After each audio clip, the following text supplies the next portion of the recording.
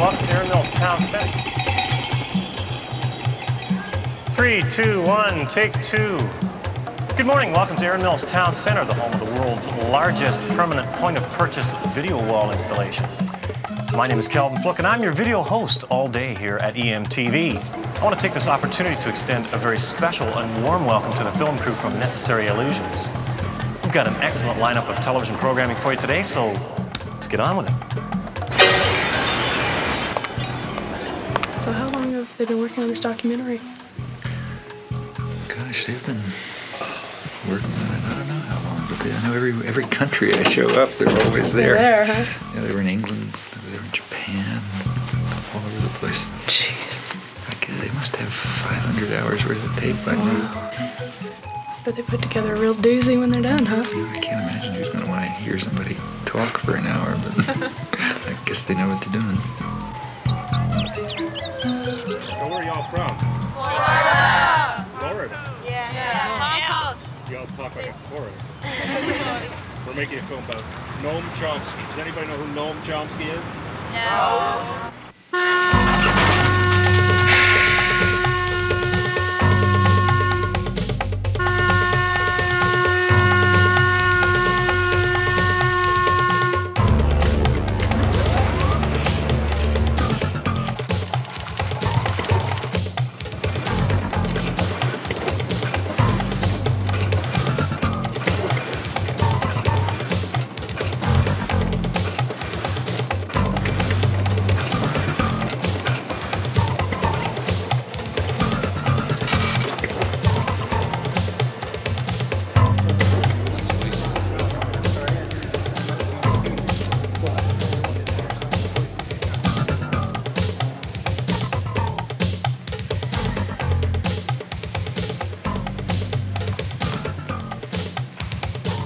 Good afternoon and welcome to Wyoming Talks. My guest today is well-known intellectual Noam Chomsky. Thank you for being on our program today. Very glad to be here. Well, I know probably the main purpose for your trip to Wyoming is to discuss thought control in a democratic society. Now, I'd say I'm just Jane, USA, and I say, well, gee, this is a democratic society, and what do you mean thought control? I make up my own mind. I create my own destiny. What would you say to her? Mm-hmm. Well, I would suggest that Jane take a close look at the way the media operate, the way the public relations industry operates, the extensive thinking that's been going on for a long, long period about the necessity for finding ways to marginalize and control the public in democratic society. But particularly to look at the evidence that's been accumulated about the way the major media, the sort of agenda-setting media, I mean the national press and the television and so on, the way that they shape and control the kinds of opinions that appear, the kinds of information that comes through, the sources to which they go, and so on. And I think that Jane will find some very surprising things about the democratic system.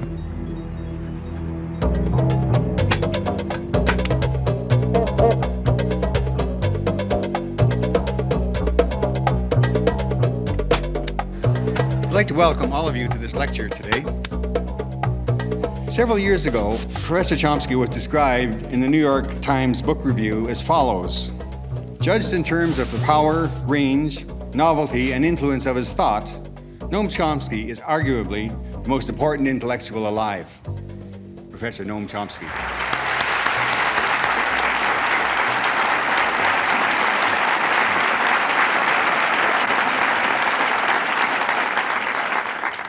I gather there are some people out behind that blackness there, but if I don't look you in the eye, it's because I don't see you. All I see is the blackness. Perhaps I ought to begin by reporting something that's never read. The line about the arguably the most important intellectual in the world and so on, comes from a publisher's blurb, and you also always got to watch those things. Because if you go back to the original, you'll find that that sentence is actually there. This is in the New York Times. But the next sentence is, since that's the case, how can he write such terrible things about American foreign policy? And they never quote that point. But in fact, if it wasn't for that second sentence, I would begin to think that I'm doing something wrong. And I'm not joking about that. It's true that the emperor doesn't have any clothes, but the emperor doesn't like to be told it. And the emperor's lapdogs, like the New York Times, are not going to enjoy the experience if you do. Good evening. I'm Bill Moyers. What's more dangerous, the big stick or the big lie? Governments have used both against their own people. Tonight I'll be talking with a man who has been thinking about how we can see the developing lie. He says that propaganda is to democracy what violence is to a dictatorship, but he hasn't lost faith in the power of common people to speak up for the truth. You have said that we live entangled in webs of endless deceit, that we live in a highly indoctrinated society where elementary truths are easily buried. Elementary truths such as? Such as the fact that we invaded South Vietnam, or the fact that we're standing in the way of significant, and have for years, of significant moves towards arms negotiation, or the fact that the military system is to a substantial extent, not totally, but to a substantial extent, a mechanism by which the general population is compelled to provide a subsidy to high-technology industry. Since they're not going to do it if you ask them to, you have to deceive them into doing it. I think there are many truths like that, and we don't face them.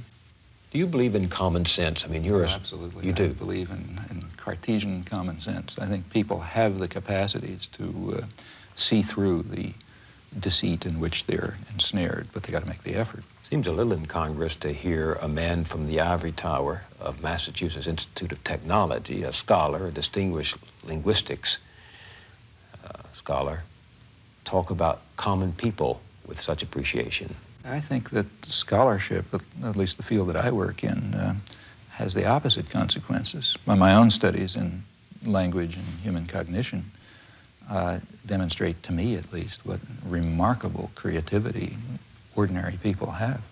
The very fact that people talk to one another is a reflection, just in the normal way, I don't mean anything particularly fancy, reflects deep-seated features of human creativity, which in fact separate human beings from any other biological system we know. Tonight, scientists talk to the animals, but are they talking back? The Journal with Barbara Frum and Mary Lou Finley. Communicating with animals is a serious scientific pursuit. This is Noam Chomsky. Nim, jokingly named after the great linguist Noam Chomsky, was the great hope of animal communication in the 1970s. For 4 years, Petito and others coached him in sign language, but in the end, they decided it was a lost cause. Nim could ask for things, but not much more.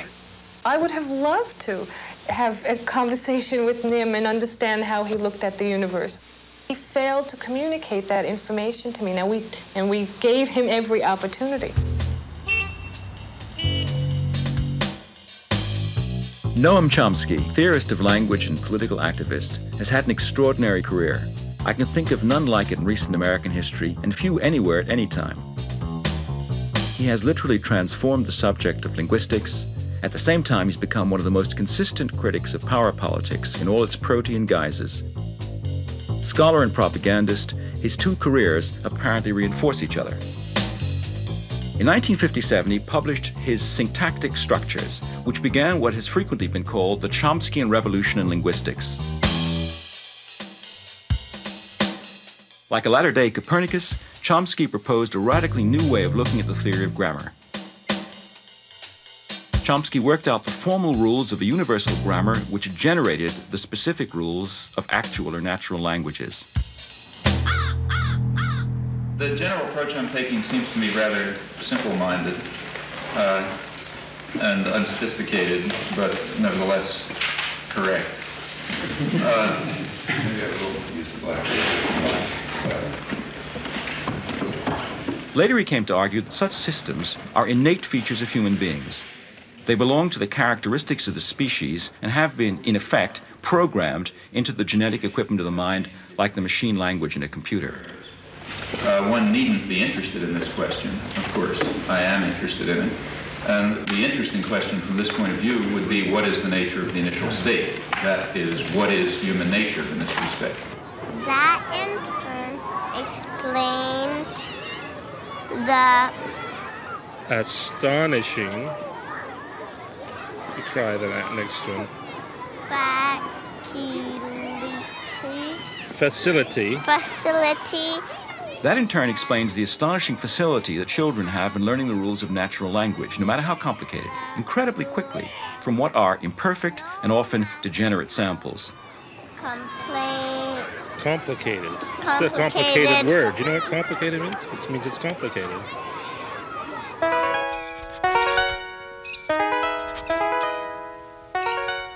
If in fact our minds were a blank slate and experience wrote on them, we would be very impoverished creatures indeed.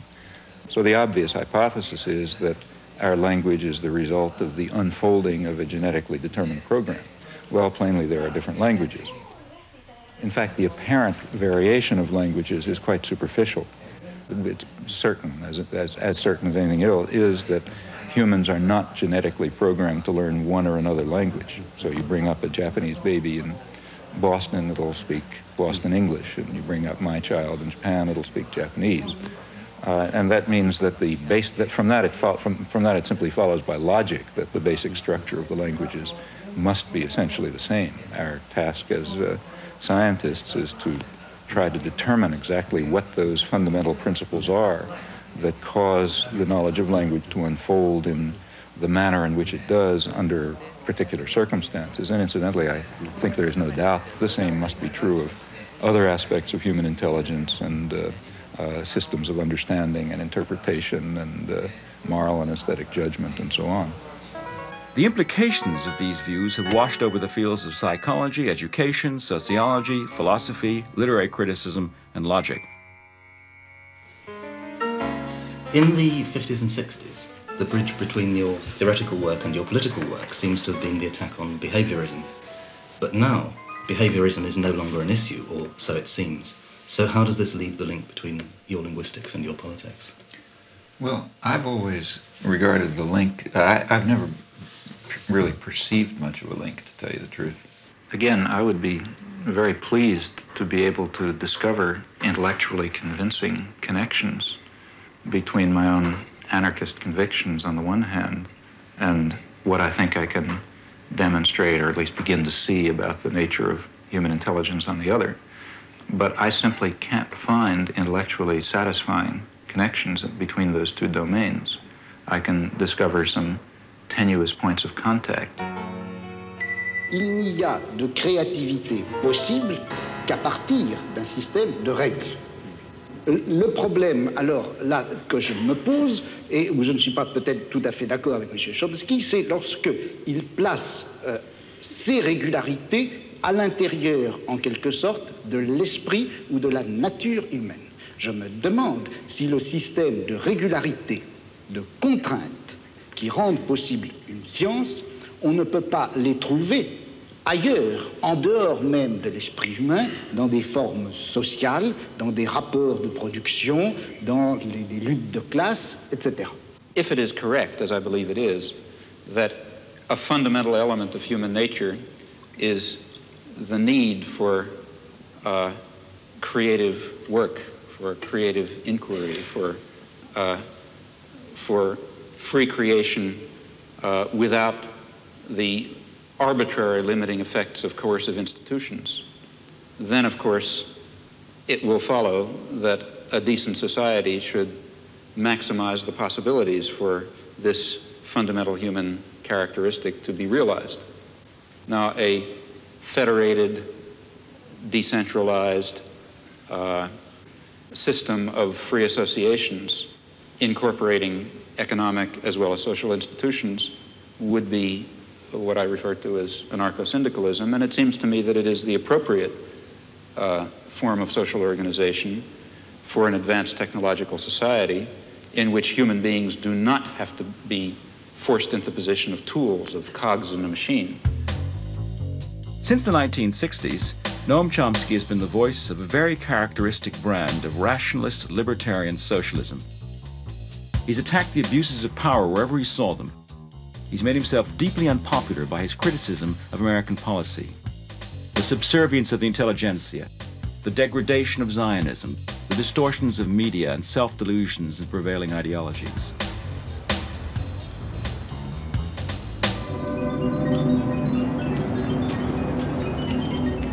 Under the liberal administrations of the 1960s, the club of academic intellectuals designed and implemented the Vietnam War and other similar, though smaller, actions.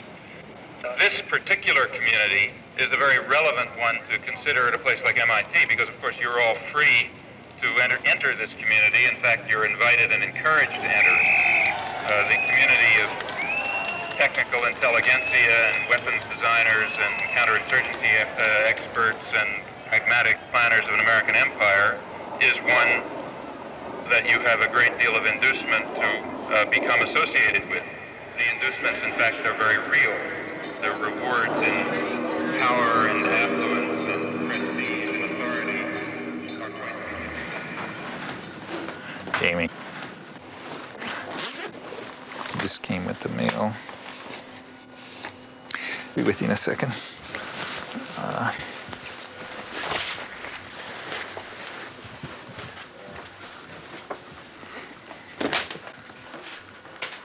Oh God, they still got their cameras. Okay. Huh? I want to start. In your essay, Language and Freedom, you write, social action must be animated by a vision of a future society. I was wondering what vision of a future society animates you? Oh, well, I have my own ideas as to what a future society should look like. I've written about them. I mean, I think that we should, at the most general level, we should be seeking out forms of authority and domination and challenging their legitimacy. Now, sometimes they are legitimate. That is, let's say, they're needed for survival.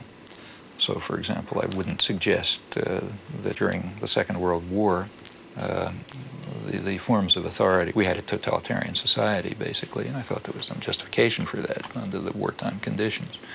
And there are other forms of, relations between parents and children, for example, involve forms of coercion, which are sometimes justifiable.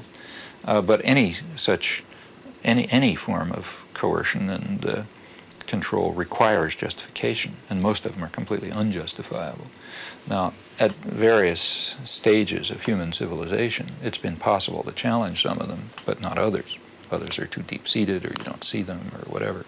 And so at any particular point, you try to detect those forms of authority and domination which are subject to change and which do not have any legitimacy, in fact, which often strike at fundamental human rights and your understanding of fundamental human nature and rights. Well, what are the major things, say, today? There are some that are being addressed in a way. The feminist movement is addressing some. The civil rights movement is addressing others. The one major one that's not being seriously addressed is the one that's really at the core of the system of domination, and that's private control over resources. And that means an attack on the fundamental structure of state capitalism. Now, I think that's in order. That's not something far off in the future.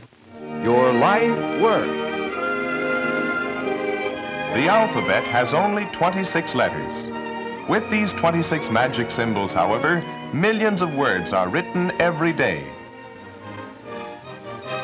Nowhere else are people so addicted to information and entertainment via the printed word. Every day the world comes thumping on the American doorstep, and nothing that happens anywhere remains long a secret from the American newspaper reader. It comes to us pretty casually, the daily paper. But behind its arrival on your doorstep is one of journalism's major stories, how it got there. There is a standard view about democratic societies and the role of the media within them It's expressed, for example, by Supreme Court Justice Powell when he spoke of the crucial role of the media in affecting the societal purpose of the First Amendment, namely enabling the public to assert meaningful control over the political process. That kind of formulation expresses the understanding that democracy requires free access to information and ideas and opinion, the same conceptions hold not only with regard to the media, but with regard to educational institutions, publishing, the intellectual community generally.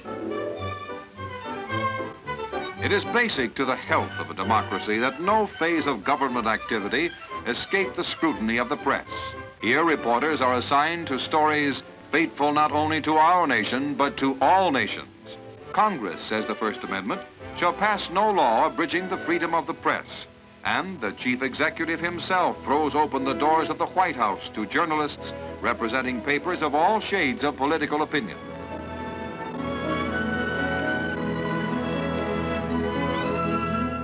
But it is worth bearing in mind that there is a contrary view. And in fact, the contrary view is very widely held and deeply rooted in our own civilization. It goes back to the origins of modern democracy, to the 17th century English Revolution, which was a complicated affair like most popular revolutions. There was a struggle between Parliament, representing largely elements of the gentry and the merchants, and the royalists, representing other elite groups, and they fought it out. But like many popular revolutions, there was also a lot of popular ferment going on that was opposed to all of them. There were popular movements that were questioning everything. The relation between master and servant, the right of authority altogether, all kinds of things were being questioned. There was a lot of radical publishing. The printing presses had just come into existence. And this disturbed all the elites on both sides of the Civil War.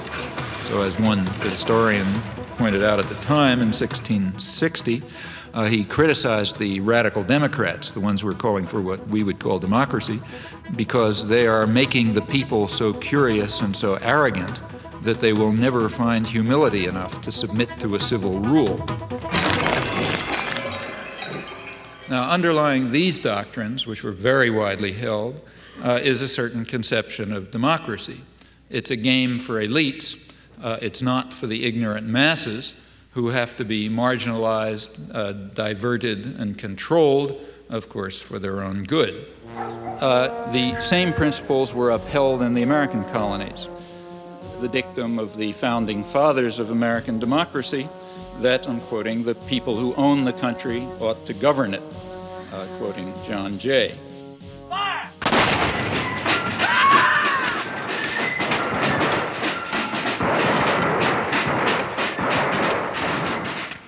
Now, in modern times, for elites, this contrary view about the intellectual life and the media and so on, this contrary view, in fact, is the standard one, I think, apart from rhetorical flourishes.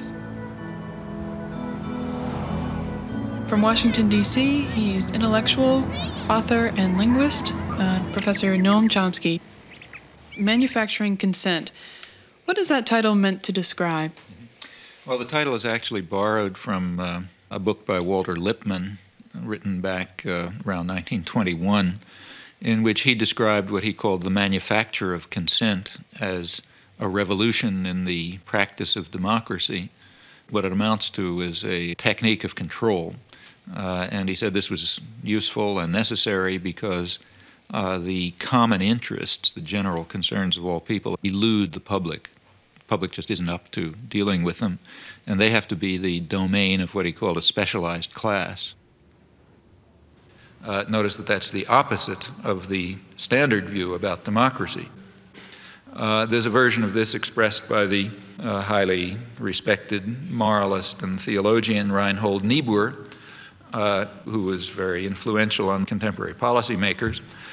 His view was that rationality belongs to the cool observer, but because of the stupidity of the average man, he follows not reason but faith. And this naive faith requires necessary illusion. and emotionally potent oversimplifications, which are provided by the myth maker to keep the ordinary person on course.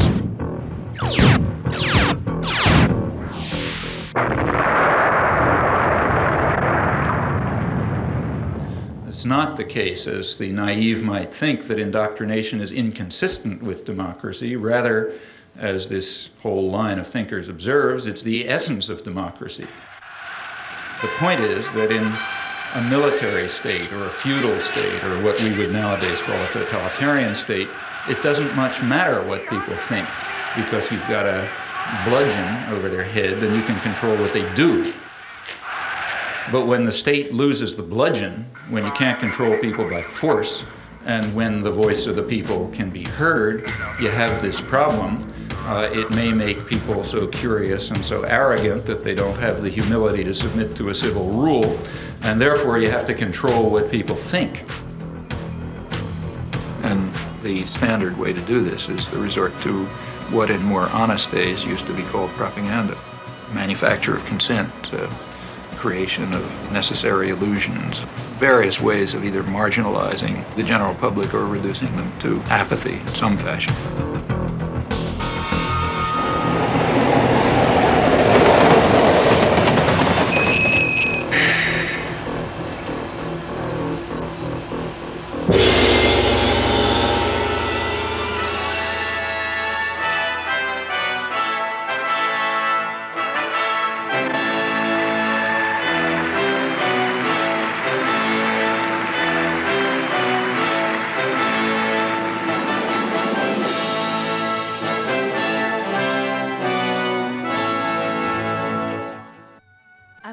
Noam Chomsky 教授は1928年 The oldest of two boys, Abram Noam Chomsky, was born in Philadelphia, Pennsylvania in 1928.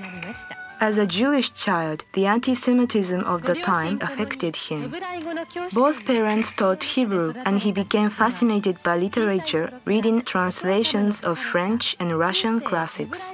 He also took an interest in a grammar book written by his father on Hebrew of the Middle Ages. He recalls a childhood absorbed in reading, curled up in a sofa, often borrowing up to 12 books at once from the library. He is married to Carol, and they have 3 children. I don't like to impose on my wife and children a form of life that they certainly haven't selected for themselves, namely one of public exposure or exposure to the public media. That's their choice, and I don't believe that they have themselves selected this. I don't impose it on them. I would like to protect them from it, frankly. Second, the sort of perhaps principal point is that I'm rather against the idea, the whole notion of developing public personalities who are treated as stars of one kind or another, where aspects of their personal life are supposed to have some significance and so on. Take 1 in the reception room. You said that you were just like us. You went to school, got good grades, and what made you start being critical, and seeing the different? What started the change? Well, there are all kinds of personal factors in anybody's life. First of all, don't forget I grew up in a depression.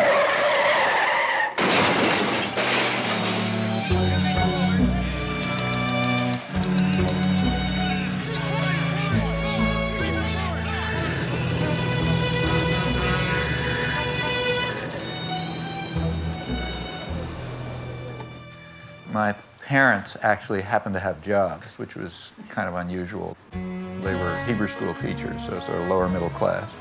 For them, everything revolved around being Jewish, Hebrew and Palestine in those days and so on. And I grew up in that milieu. So, I learned Hebrew and went to Hebrew school, became a Hebrew school teacher, went to Hebrew college, led youth groups, summer camps, Hebrew camps, the whole business. The branch of the Zionist movement that I was part of was all involved in socialist binationalism and Arab-Jewish cooperation and all sorts of nice stuff.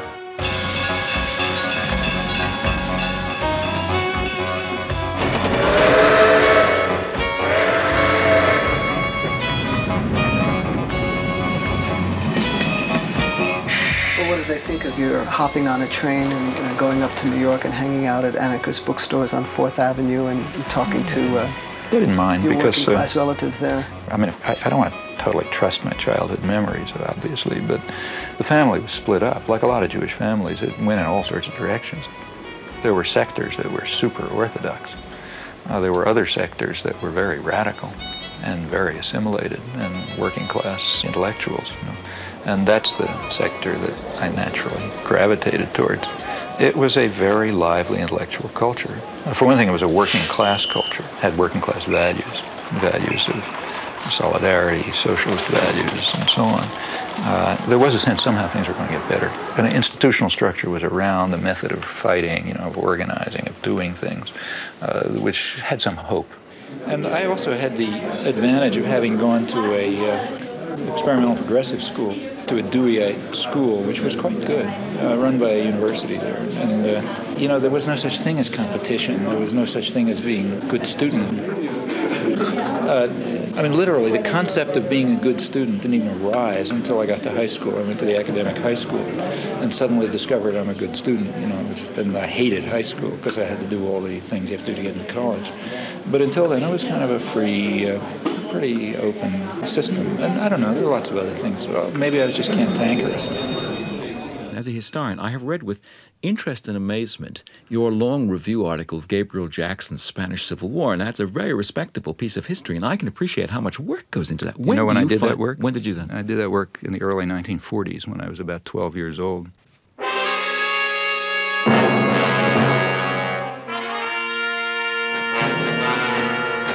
The first article I wrote was right after the fall of Barcelona in the school newspaper, and it was a lament about the rise of fascism in 1939. Actually, I guess one of the people who was the biggest influence in my life was an uncle who had never gone past 4th grade. He was, had a background in crime, and then left-wing politics and all sorts of things. But he was a hunchback. And as a result, he could get a newsstand in New York. So they had some program for people with physical disabilities. And some of you are from New York, I guess. Well, the 72nd Street kiosk? Yes. You know that? Right, that's where I got my political education. At 72nd Street, there's a place where you come out of the subway, and everybody goes towards 72nd Street. And there were 2 newsstands on that side, which were doing fine. And there's 2 newsstands on the back. And nobody comes out the back, and that's where his newsstand. But it was a very lively place. He was a very bright guy. It was the 30s. There were a lot of emigres, so on. A lot of people were hanging around there. And in the evenings, especially, it was sort of a literary political salon. Every kind of guys hanging around, arguing and talking. And as a kid, like I was 11, 12 years old, the biggest excitement was to work the newsstand. You write in Manufacturing Consent that it's the primary function of the mass media in the United States to mobilize public support for the special interests that dominate the government and the private sector. What are those interests? Well, if you want to understand the way any society works, ours or any other, the first place to look is who is in a position to make the decisions that determine the way the society functions. Societies differ, but in ours, the major decisions over what happens in the society, decisions over investment and production and distribution and so on, are in the hands of a relatively concentrated network of major corporations and conglomerates and investment firms and so on. They are also the ones who staff the major executive positions in the government, and they're the ones who own the media, and they're the ones who have to be in a position to make the decisions. They have an overwhelmingly dominant role in the way life happens, what's done in the society. Within the economic system, by law and in principle, they dominate. The control over resources and the need to satisfy their interests imposes very sharp constraints on the political system and the ideological system. When we talk about manufacturing of consent, whose consent is being manufactured? We can, to start with, there are 2 different groups. We can get into more detail. But at the first level of approximation, there's 2 targets for propaganda. One is what's sometimes called the political class. There's maybe 20% of the population which is relatively educated, more or less articulate, They play some kind of role in decision-making. They're supposed to sort of participate in social life, either as managers or cultural managers, like, say, teachers and writers and so on. They're supposed to vote. They're supposed to play some role in the way economic and political and cultural life goes on. Now, their consent is crucial. It's one group that has to be deeply indoctrinated. Then there's maybe 80% of the population whose main function is to follow orders and not to think, you know, and not to pay attention to anything. And they're the ones who usually pay the costs. All right. Professor Chomsky, Noam, you outlined a model with filters that propaganda is sent through, its way to the public. Can you briefly outline those? It's basically an institutional analysis of the major media, what we call a propaganda model. We're talking primarily about the national media, those media that sort of set a general agenda that others more or less adhere to the extent that they even pay much attention to national or international affairs. Now, the elite media are the sort of the agenda-setting media. That means the New York Times, the Washington Post, the major television channels, and so on. They set the general framework. Local media more or less adapt to their structure. World News. Begins to sound like it says that there's a beachhead. I think 628 is a good one. Yeah, but I think 6 is a good start. This is the operative soundbite for us. He's ours. He really knows how to time. He's got a minute for all the time, so that's... I love this soundbite. Okay, we'll look at it. And they do this in all sorts of ways, by selection of topics, by distribution of concerns, by emphasis and framing of issues, by filtering of information, by bounding of debate within certain limits. 2.5 minutes to air. No. 45 seconds. They determine, they select, they shape, they control, they restrict in order to serve the interests of dominant elite groups in the society. There is an unusual amount of attention focused today on the 5 nations of Central America. This is Democracy's Diary. Here for our instruction are triumphs and disasters, the pattern of life's changing fabric. Here is great journalism, a revelation of the past, a guide to the present, and a clue to the future.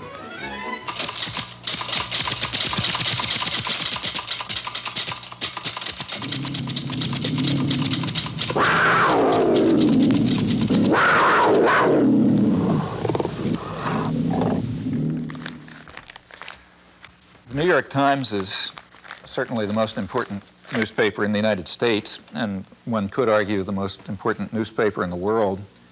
The New York Times plays an enormous role in shaping the perception of the current world on the part of the politically active, educated classes.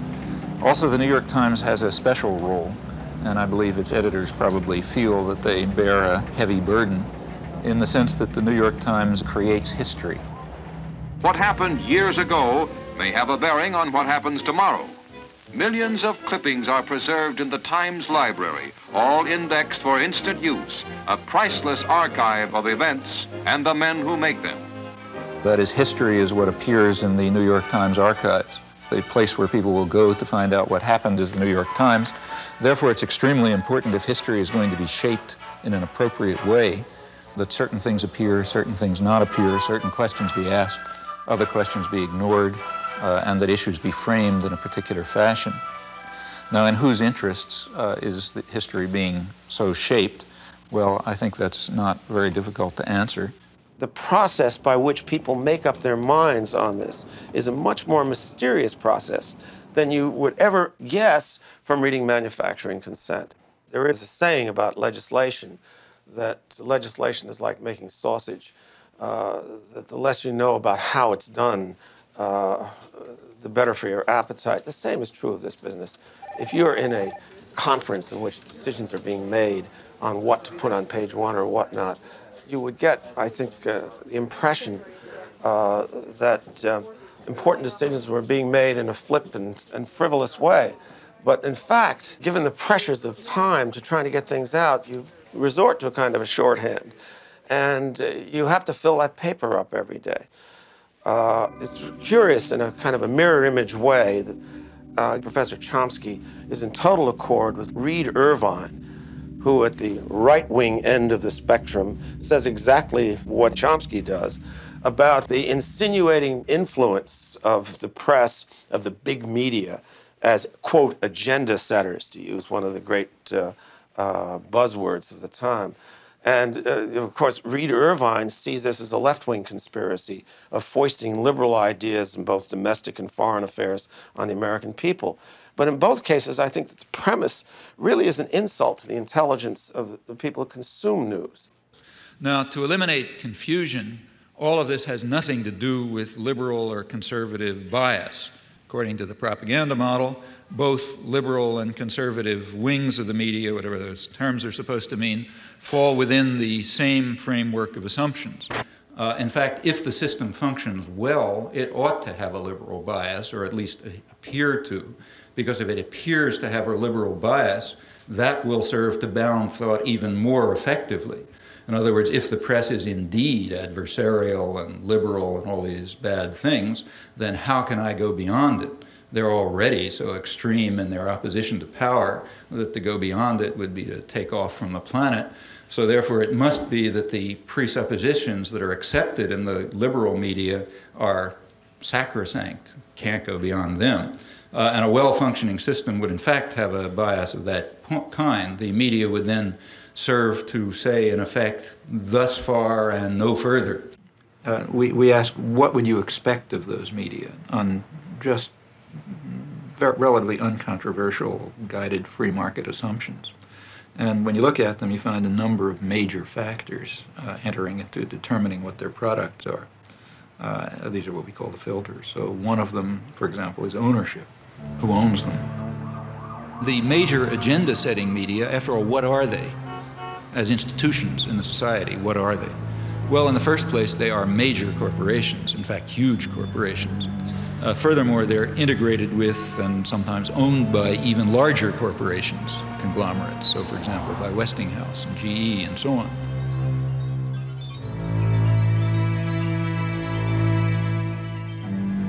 What I wanted to know was how specifically the elites control the media. What I mean is, I guess... It's like asking, how do the elites control General Motors? Well, why isn't that a question? I mean, General Motors is an institution of the elites. They don't have to control it. They own it. You know? Except, I guess, at a certain level, I think, like, I guess I work with student press, so I know, like, reporters and stuff. The elites don't control the student press, but I'll tell you something. You try in the student press to do anything that breaks out of conventions, and you're going to have the whole business community around here down on your neck, and the university's going to get threatened, and, you know, I mean, maybe nobody will pay any attention to you, that's possible. But if you get to the point where they don't stop paying attention to you, the pressures will start coming. Because there are people with power. There are people who own the country, and they're not going to let the country get out of control. What do you think about that?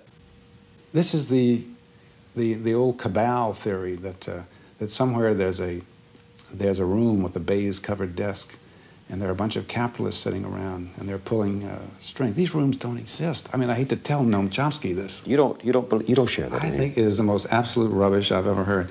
This is the current fashion in the universities. You know, it's patent nonsense, and I think it's nothing but a fashion. It's a way that intellectuals have of feeling like a clergy. I mean, there has to be something wrong.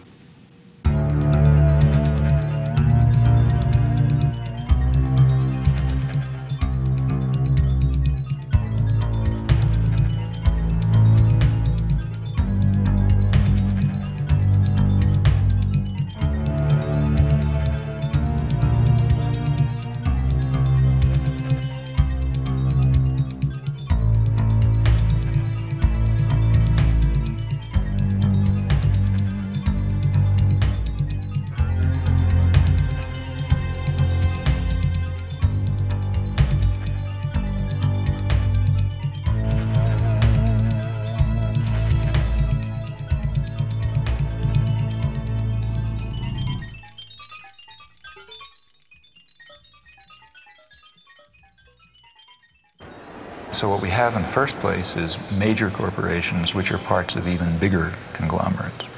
Now, like any other corporation, they They have a product which they sell to a market. The market is advertisers, that is, other businesses. What keeps the media functioning is not the audience. They make money from their advertisers. And remember, we're talking about the elite media, so they're trying to sell a good product, a product which raises advertising rates. And ask your friends in the advertising industry, that means that they want to adjust their audience to the more elite and affluent audience. That raises advertising rates. So what you have is institutions, corporations, big corporations, that are selling relatively privileged audiences to other businesses. Well, what point of view would you expect to come out of this? I mean, without any further assumptions, what you'd predict is that what comes out is a picture of the world, a perception of the world that satisfies the needs and the interests and the perceptions of the sellers, the buyers, and the product. Now, there are many other factors that press in the same direction. If people try to enter the system who don't have that point of view, they're likely to be excluded somewhere along the way. After all, no institution is going to happily design a mechanism to self-destruct. It's not the way institutions function. So they all work to exclude or marginalize or eliminate dissenting voices or alternative perspectives and so on because they're dysfunctional. They're dysfunctional to the institution itself. Do you think you've escaped the ideological indoctrination of the media and of society that you grew up in? Have I? Mm-hmm. Often not. I mean, when I look back and think of the things that I haven't done that I should have done, it's very, it's not a pleasant experience. So what's the story of young Noam in the schoolyard? Yeah, I mean, that was a personal thing for me. I don't know why it's of interest to anyone else, but I do remember. Well, you drew certain conclusions. Well, yeah, I mean, it had a big influence on me. I mean, I remember when I was about 6, I guess, first grade. There was the standard fat kid who everybody made fun of, and I remember in the schoolyard, he was on standing on right outside the school classroom, and a bunch of kids outside sort of taunting him, and so on. And one of the kids actually brought over his older brother, sort of like from 3rd grade instead of 1st grade, big kid. And he was going to, beat him up or something. And I remember going up to stand next to him, feeling somebody ought to help him. And I did for a while, and then I got scared, and I went away, and I was very much ashamed of it afterwards, and sort of felt, not going to do that again. That's a feeling that's stuck with me. You should stick with the underdog. And the shame remained. You should have stayed there. You were already established. You were a professor at MIT. You'd made a reputation. You had a terrific career ahead of you. You decided to become a political activist. Now, here is a classic case of somebody whom the institution does not seem to have filtered out. I mean, you were a good boy up until then, were you? Or you'd always been a slight, some of them you were a rebel? Yeah, pretty much. I had been pretty much outside. You felt isolated. You felt out of sympathy with the prevailing currents of American life, but a lot of people do that. Suddenly, in 1964, you decide, I have to do something about this. What made you do that? Well, that was a very conscious decision and a very uncomfortable decision because I knew what the consequences would be. I was in a very favorable position. I had the kind of work I liked. We had a lively, exciting department. The field was going well. Personal life was fine. I was living in a nice place, children growing up. Everything looked perfect, and I knew I was giving it up. And at that time, remember, it was not just giving talks. I began involved right away in resistance. And I expected to spend years in jail and came very close to it. In fact, my wife went back to graduate school in part because we assumed she's going to have to support the children. These were the expectations.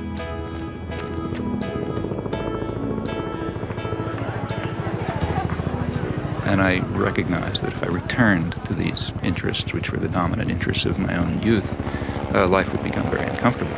Because I know that in the United States, you don't get sent to a psychiatric prison, and they don't send a death squad after you, and so on. But there are definite penalties for breaking the rules. So these were real decisions.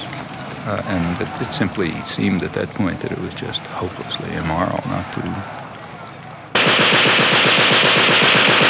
I'm Noam Chomsky. I'm on the faculty at MIT, and I've been getting more and more heavily involved in anti-war activities for the last few years.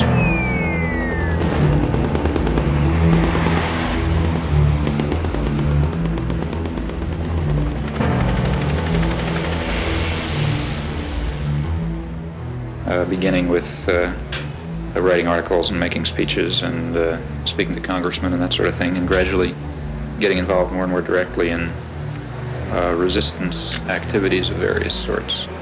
I've come to the feeling myself that the most effective form of political action that is open to a responsible and concerned citizen at the moment is action that really involves direct resistance, refusal to take part in what I think are war crimes, to raise the domestic cost of American aggression overseas through non-participation and support for those who are refusing to take part, in particular draft resistance throughout the country.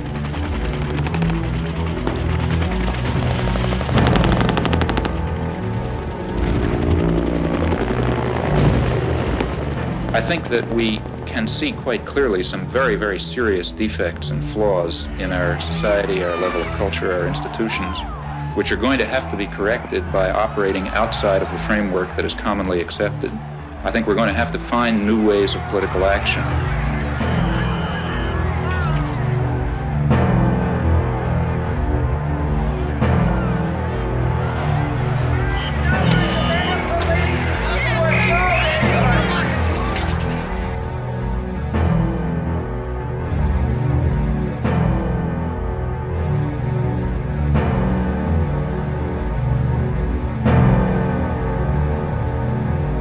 I rejoice in your disposition to argue the Vietnam question, especially when I recognize what an act of self-control this must involve. It does. Sure. It really does. I mean, I think that this is the kind of issue where sometimes I lose my temper. Maybe not tonight. Maybe not tonight. Because if you would, I'd smash you in the goddamn face. You say in your book, good reason for not losing my temper. You say the war is simply an obscenity, a depraved act by weak and miserable men. Including all of us, including myself, well, including that's the next sentence, same sentence. Sure, because you count everybody in the company of the guilty. I think that's true in this case. Yeah, but see, one of the points I was this is a sense of theological observation, isn't it? No, I don't think so. Because as somebody points out, if everybody's guilty of everything, then nobody's guilty of anything. No, I don't. Well, no, I don't. I don't believe that. See, I think the point that I'm trying to make, and I think ought to be made, is that the real at least to me, I say this elsewhere in the book, what seems to me a very, in a sense, terrifying aspect of our society and other societies is the equanimity and the detachment with which sane, reasonable, sensible people can observe such events. I think that's more terrifying than the occasional Hitler or LeMay or other that crops up. These people would not be able to operate were it not for this apathy and equanimity. And therefore I think that it's, in some sense, the sane and reasonable and tolerant people who share a very serious burden of guilt that they very easily throw on the shoulders of others who seem more extreme and more violent. 12 million pounds of confetti dropped into New York City's so-called Canyon of Heroes. Americans were officially welcoming the troops home from the Persian Gulf War. So it worked out really great for us. I mean, it just goes to show that we're a mighty nation and we'll be there for no matter what comes along. I mean, it's the strongest country in the world and you got to be glad to live here. So tell me what you feel about media coverage of the war. I guess it was good. It got to be a bit much after a while, but I guess it was good to know everything, you know. I guess in Vietnam you didn't really know a lot was going on, but here you pretty much up to the moment on everything, so I guess it was good to be informed. For the first time, because of technology, we have the ability to be live from many locations around the globe. And because of the format, an all-news network, we can spend whatever time is necessary to bring the viewer the complete context of that day's portion of the story. And by context, I mean the institutional memory that is critical to understand why and how. And that's those who are analysts and do commentary, and those who can explain. Slug that last piece, ITN, Israel post-war. David Brinkley once said that you step in front of the camera and you get out of news business and into show business. But nonetheless, that should not in any way subtract or obscure the need for the basic standards of good journalism. Pat, hang tight. Let me give you a lead for Salinger right now, okay? President Bush and Prime Minister Major have closed or have almost rejected the Soviet peace efforts. Okay, in Saudi Arabia, the door is being left open. Rick Salinger is standing by live in Riyadh with the latest. All but closed. Yeah, all but closed. Right. Accuracy, speed, a fair approach, honesty and integrity within the reporter to try and bring the truth, whatever the truth may be. Going to war is a serious business. In a totalitarian society, the dictator just says we're going to war and everybody marches. And with this weapon of human brotherhood in our hands, we are seeing the war for men's minds not as a battle of truth against lies, but as a lasting alliance pledged in faith with all those millions driving forward to create the true new order, the world order of the people first, the people before all. In a democratic society, the theory is that if the political leadership is committed to war, they present reasons, and they got a very heavy burden of proof to meet, because a war is a very catastrophic affair, as this one proved to be. The role of the media at that point is to present the relevant background. For example, the possibilities of peaceful settlement, such as what they may be, have to be presented, and then to offer a forum, in fact, encourage a forum of debate over this very dread decision to go to war and, in this case, kill hundreds of thousands of people and leave two countries wrecked and so on. That never happened. There was never, well, you know, when I say never, I mean 99.9% of the discussion excluded the option of a peaceful settlement. At Washington's Office of War Information falls one of the most vital and constructive tasks of this war. This is a people's war, and to win it, the people ought to know as much about it as they can. This office will do its best to tell the truth and nothing but the truth, both at home and abroad. First weapon in this worldwide strategy of truth is the great machine of information represented by the free press, with its powers of molding public thought and leading public action, with all its lifelines for the exchange of new ideas between fighting nations spread across the earth. Every time George Bush would appear and say there will be no negotiations, there would be 100 editorials the next day lauding him for going the last mile for diplomacy. If he said you can't reward an aggressor, instead of cracking up in ridicule the way people did in civilized sectors of the world, like the whole third world, the media said, oh man, a fantastic principle, you know. The invader of Panama, the only head of state, stands condemned for aggression in the world. The guy who was head of the CIA during the Timor aggression, you know, he says aggressors can't be rewarded. The media just applauded. The motion picture industry, with its worldwide organization of newsreel camera crews, invaluable for bringing into vivid focus the background drama and perspectives of the war. Mobilized, too, in this all-out struggle for men's minds are the radio networks, with all their experience in the swift reporting of great occasion and event. From every strategic center and frontline stronghold, their reporters are sending back the lessons of new tactics, new ways of war. The result was it's a media war. I mean, there's tremendous fakery all along the line. The UN is finally living up to its mission, you know, wondrous sea change, the New York Times told us. The only wondrous sea change was that for once the United States didn't veto a Security Council resolution against aggression. People don't want a war unless you have to have one, and they would have known that you don't have to have one. Well, the media kept people from knowing that, and that means we went to war very much in the manner of a totalitarian state, thanks to the media subservience. That's the big story.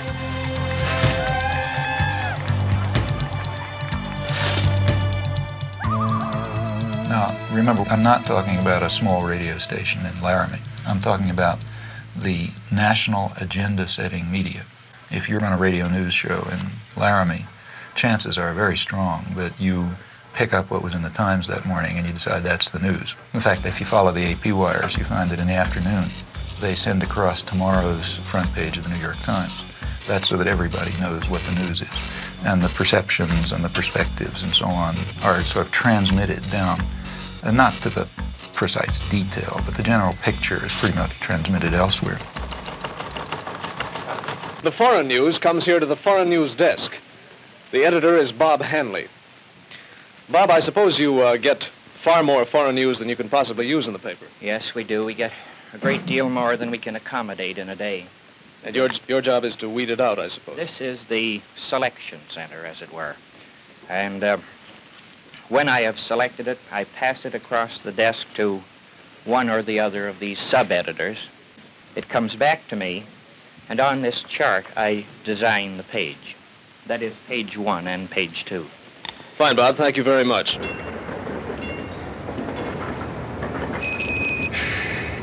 Why do you want to make a film about media for? Well, Such a nice, quiet town. it's a beautiful town. Well, we're making a film about the mass media, so we thought, whatever, what a good place You to want to know come. where they got the name? So maybe you could start by introducing yourself. Yes, I'm Bowden Senko. I'm the Main Street manager and the executive director of the Media Business Authority. And we are in Media, Delaware County, in the southeastern part of Pennsylvania. Media is called everybody's hometown. The motto was developed as a way to promote the community. We're a very high promotion conscious community. When you walk through media, you'll be treated very well, and you find that people have taken the idea of being everybody's hometown to heart. The local paper, the Talk of the Town. The Town Talk. Do you read that? Yes, I read the Town Talk, yes. What do you think the difference is between the Wall Street Journal and the Talk? Oh, well, I mean, the Town Talk is completely local news, and it's fun. It's nice to read. It's interesting. You read about your neighbors and see what's going on in the school district and things like that. We're in business to make bucks, just like the big daily newspapers and just like the big radio stations, and we do quite well, and rightfully so, because we work very hard at it. I just want to show you a copy of the paper here, the way it is this week. It's plastic wrapped on all 4 sides, weatherproof, and hung on everybody's front door. And many times you'll find that this paper runs well over 100 pages a week. This particular edition, you have to remember there are 5 editions. This happens to be the Central Delaware County edition, which is the edition that covers Media, Pennsylvania. What you see here now is the advertising and composition department. Say hello, guys, will you? Hi. Hi there. And what we're doing now is we're putting red dots, green dots, and yellow dots up on the map, wherever there is a store. Now, the red dots are the stores that don't advertise with us at all. The green dots are the ones that advertise with us every week, and the yellow dots are the ones that would run sporadically. Now, we have computer printouts of every one of these stores, and what we do is we take the printouts of all the red dots, which are the bad guys, and what our idea is to turn these red dots into yellow dots, and turn the yellow dots into green dots, and eventually make them all green dots, so 100% of the stores and 100% of the merchants and the service people advertise in our newspaper every week. That way we won't have any more red dots. I guess there'll always be a few red dots, but I have high hopes that there'll be a lot more green ones or red ones when we're finished. Hi, I'm Jim Morgan. I'm with the Corporate Relations Department of the New York Times, and I'm here to take you on a tour of the New York Times, so let's begin. So, they're just taking audio in here. Yeah, they're taking audio in here. Audio. No cameras, no still. We went over this quite thoroughly. They don't even take a still camera in here.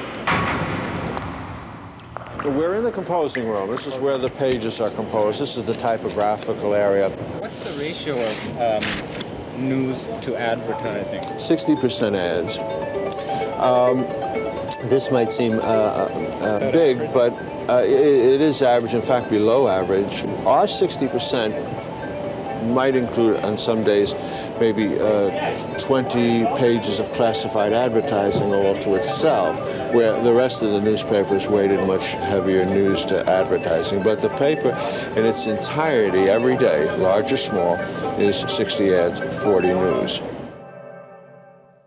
Well, that completes our tour of the New York Times, and I hope you found it informative, and I hope that you read the New York Times every day of your life from now on. Now, there are other media, too, whose basic social role is quite different. It's diversion. There's the real mass media, the kinds that are aimed at, you know, the guys who Joe Sixpack, that kind. The purpose of those media is just to dull people's brains. This is an oversimplification, but for the 80% or whatever they are, the main thing for them is to divert them, to get them to watch National Football League and to worry about, mother with child with 6 heads or whatever you pick up in the, in the thing that you pick up on the supermarket stands and so on. Or look at astrology or get involved in, fundamentalist stuff or something, or just get them away, get them away from things that matter. And for that, it's important to reduce their capacity to think. The sports section is handled in another special department. The sports reporter must be a specialist in his knowledge of sports. He gets his story right at the sporting event and often sends it into his paper play by play. Take, say, sports. That's another crucial example of the indoctrination system, in my view. For one thing, because it offers people something to pay attention to that's of no importance, that keeps them from worrying about, keeps them from worrying about things that matter to their lives that they might have some idea about doing something about. And in fact, it's striking to see the intelligence that's used by ordinary people in sports. I mean, you listen to radio stations where people call in. They have the most exotic information and understanding about, all kind of arcane issues. And the press undoubtedly does a lot with this. I remember in high school already, I was pretty old, I suddenly asked myself at one point, why do I care if my high school team wins the football game? I mean, I don't know anybody on the team, they have nothing to do with me. I mean, why am I cheering for my team? It doesn't make any sense, But the point is, it does make sense. It's a way of building up irrational attitudes of submission to authority and, group cohesion behind, leadership elements. In fact, it's training in irrational jingoism. That's also a feature of competitive sports. I think if you look closely at these things, I think typically they do have function. And that's why energy is devoted to supporting them and creating a basis for them, and advertisers are willing to pay for them and so on. I'd like to ask you a question essentially about the methodology in studying the propaganda model and how would one go about doing that? Well, there are a number of ways to proceed. One obvious way is to try to find more or less paired examples. History doesn't offer true controlled experiments, but it often comes pretty close. So one can find atrocities or abuses of one sort that on the one hand are committed by official enemies and on the other hand are committed by friends and allies or by the favored state itself, by the United States in the U.S. case. And the question is whether the media accept the government framework or whether they use the same agenda, the same set of questions, the same criteria for dealing with the two cases as any honest outside observer would do. If you think America's involvement in the war in Southeast Asia is over, think again. The Khmer Rouge are the most genocidal people on the face of the earth. Peter Jennings reporting from the killing fields, Thursday. I mean, the great act of genocide in the modern period is Pol Pot, 1975 through 1978. That atrocity, I think it would be hard to find any example of a comparable outrage and outpouring of fury and so on and so forth. So that's one atrocity. Well, it just happens that in that case, history did set up a controlled experiment. Have you ever heard of a place called East Timor? Can't say that I have. Where? East Timor? Nope. No, huh? Well, it happens that right at that time there was another atrocity, very similar in character, but differing in one respect. We were responsible for it, not Pol Pot. Hello, I'm Louise Penny, and this is Radio Noon. If you've been listening to the program fairly regularly over the last few months, you'll know East Timor has come into the conversation more than once, particularly when we were talking about foreign aid and also the war and a new world order.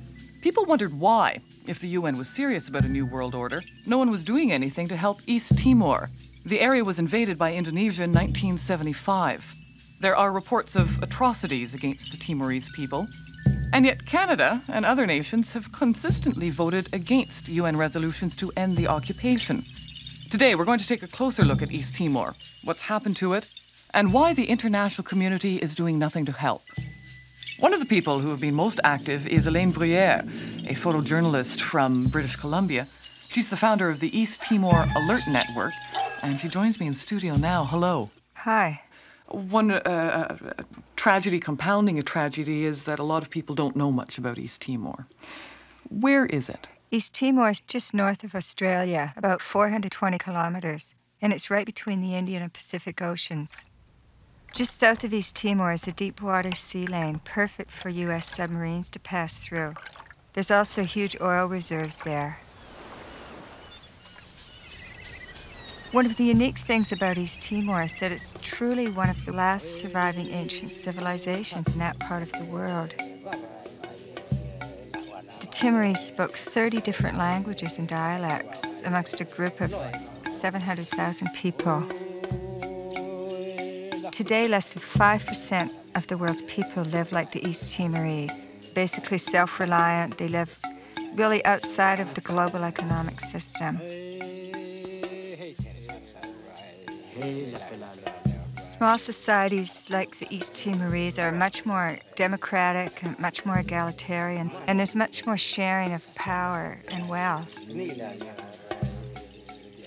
Before the Indonesians invaded, most people lived in small rural villages.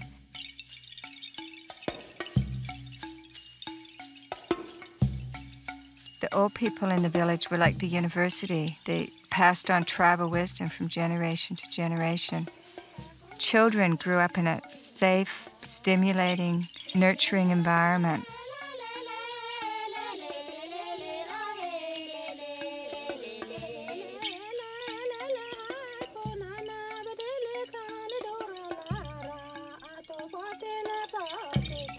A year after I left East Timor, I was appalled when I heard that Indonesia had invaded. They didn't want a small, independent country setting an example for the region. East Timor was a Portuguese colony. Indonesia had no claim to it, and in fact stated that they had no claim to it. During the period of colonization, there was a good deal of politicization that different groups developed. A civil war broke out in August '75.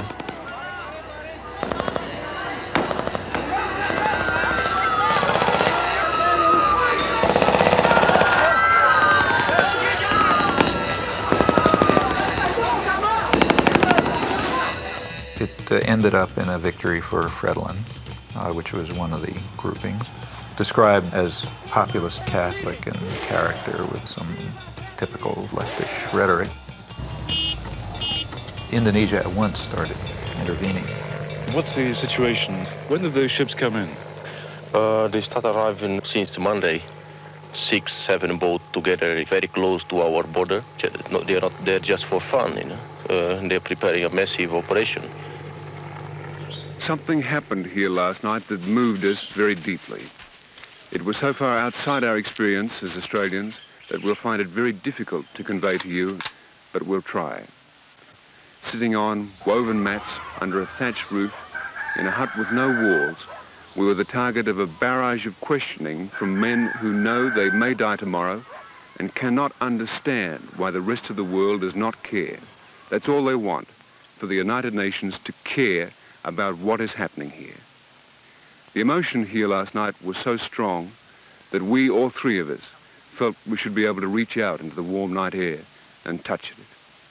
Greg Shackleton at an unnamed village, which we'll remember forever in Portuguese Timor.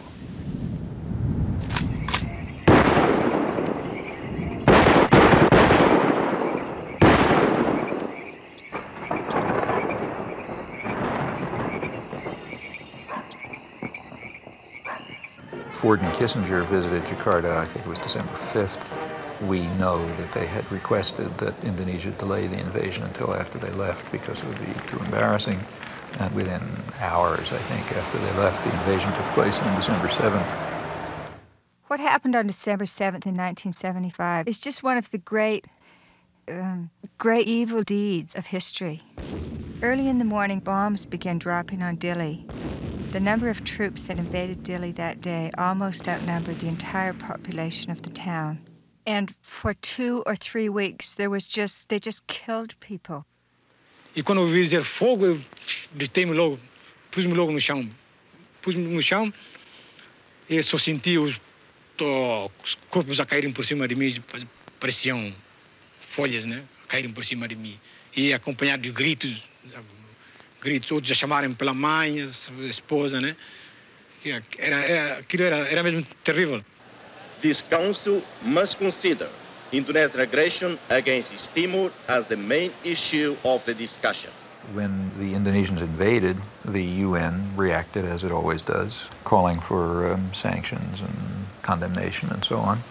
Various watered-down resolutions were passed, but the U.S. was very clearly not going to allow anything to work.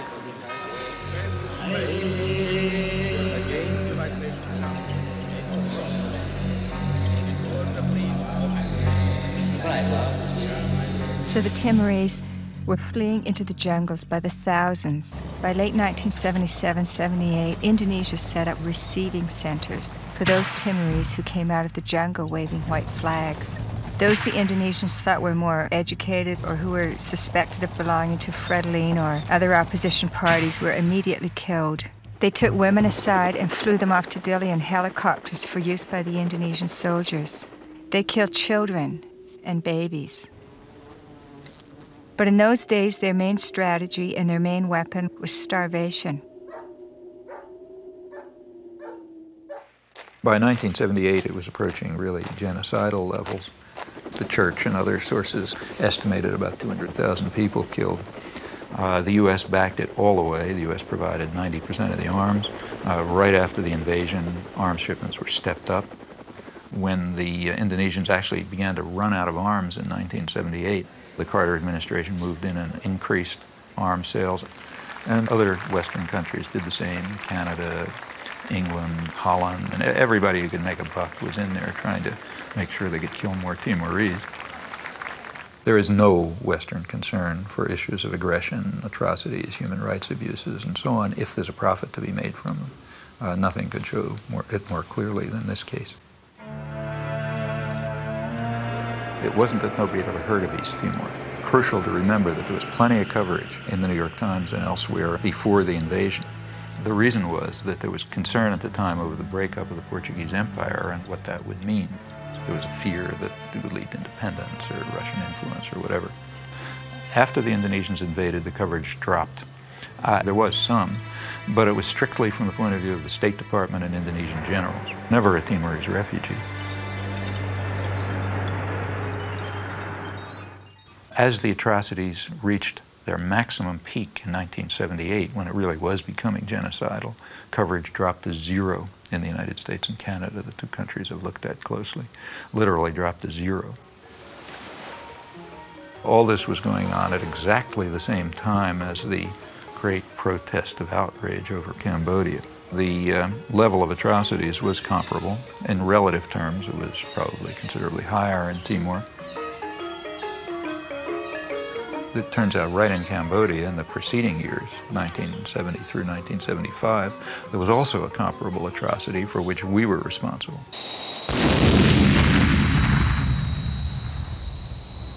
The major U.S. attack against Cambodia started with the bombings of the early 1970s. They reached a peak in 1973, and they continued up till 1975. They were directed against inner Cambodia.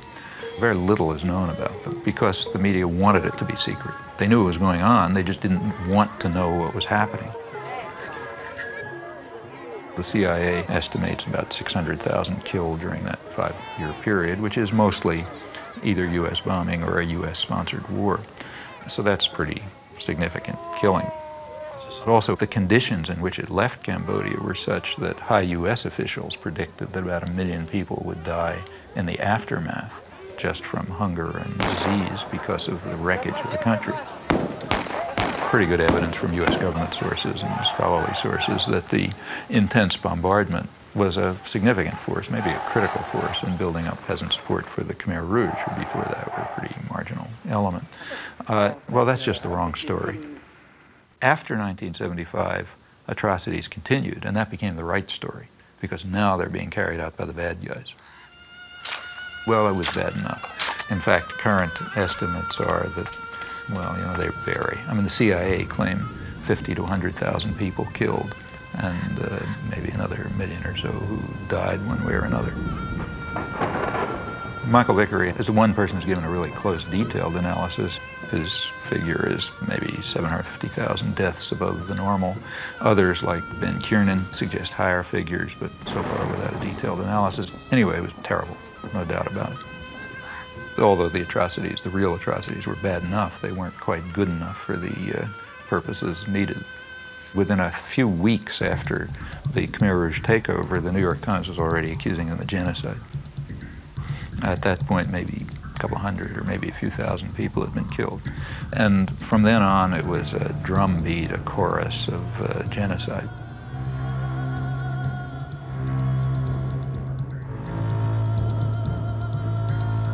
The big bestseller on Cambodia, Pol Pot, is called Murder in a Gentle Land.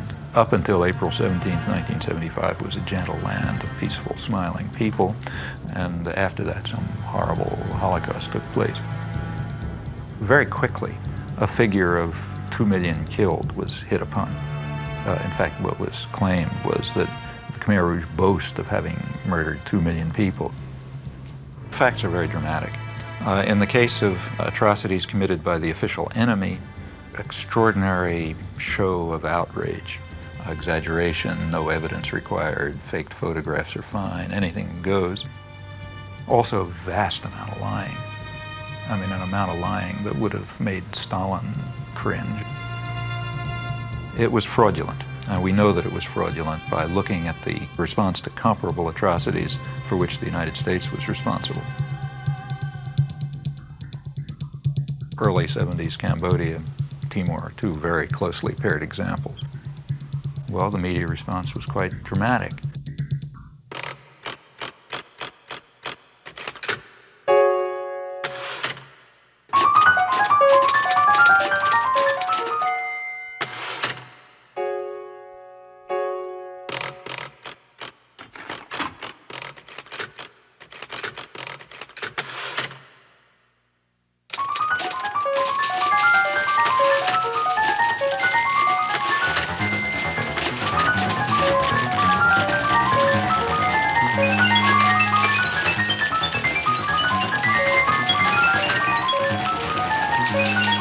Back in 1980, I taught a course at Tufts University.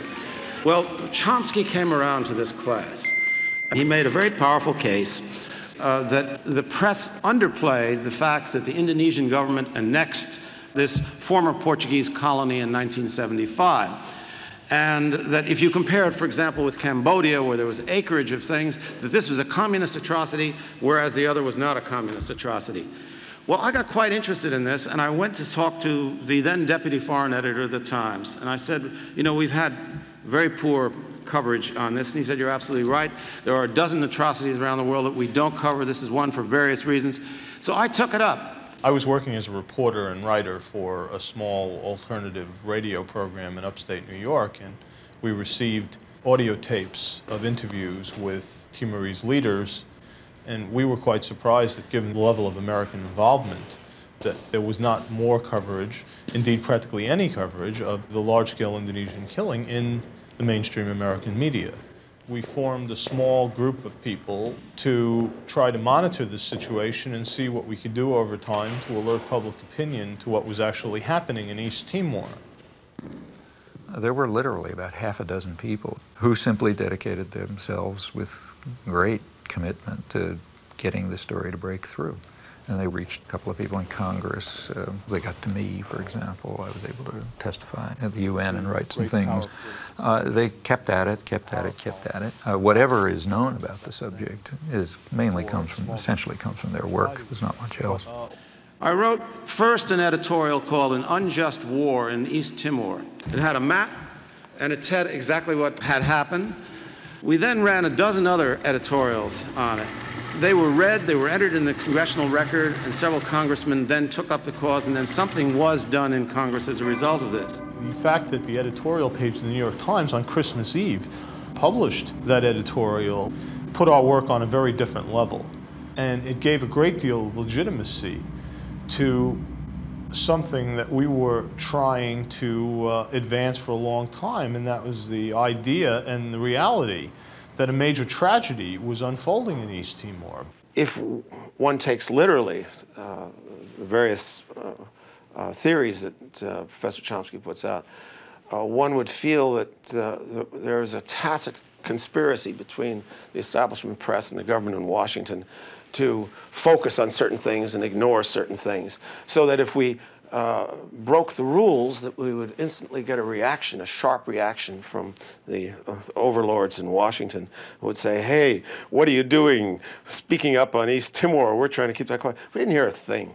What we did hear, and this was quite interesting, is that there was a guy named Arnold Cohn, and he became a one-person lobby.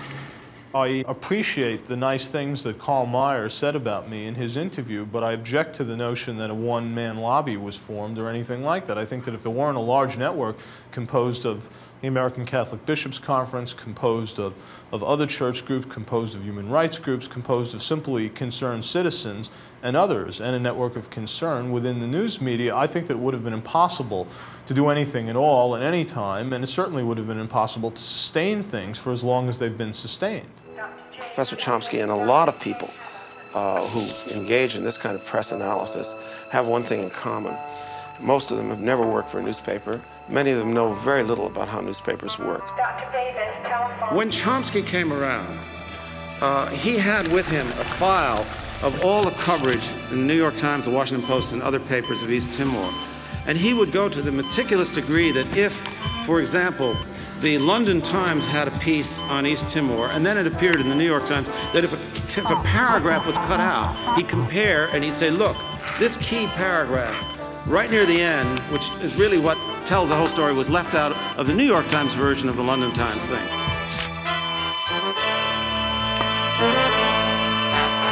There was a story in the London Times which is pretty accurate. The New York Times revised it radically. Didn't just leave a paragraph out. They revised it and gave it a totally different cast.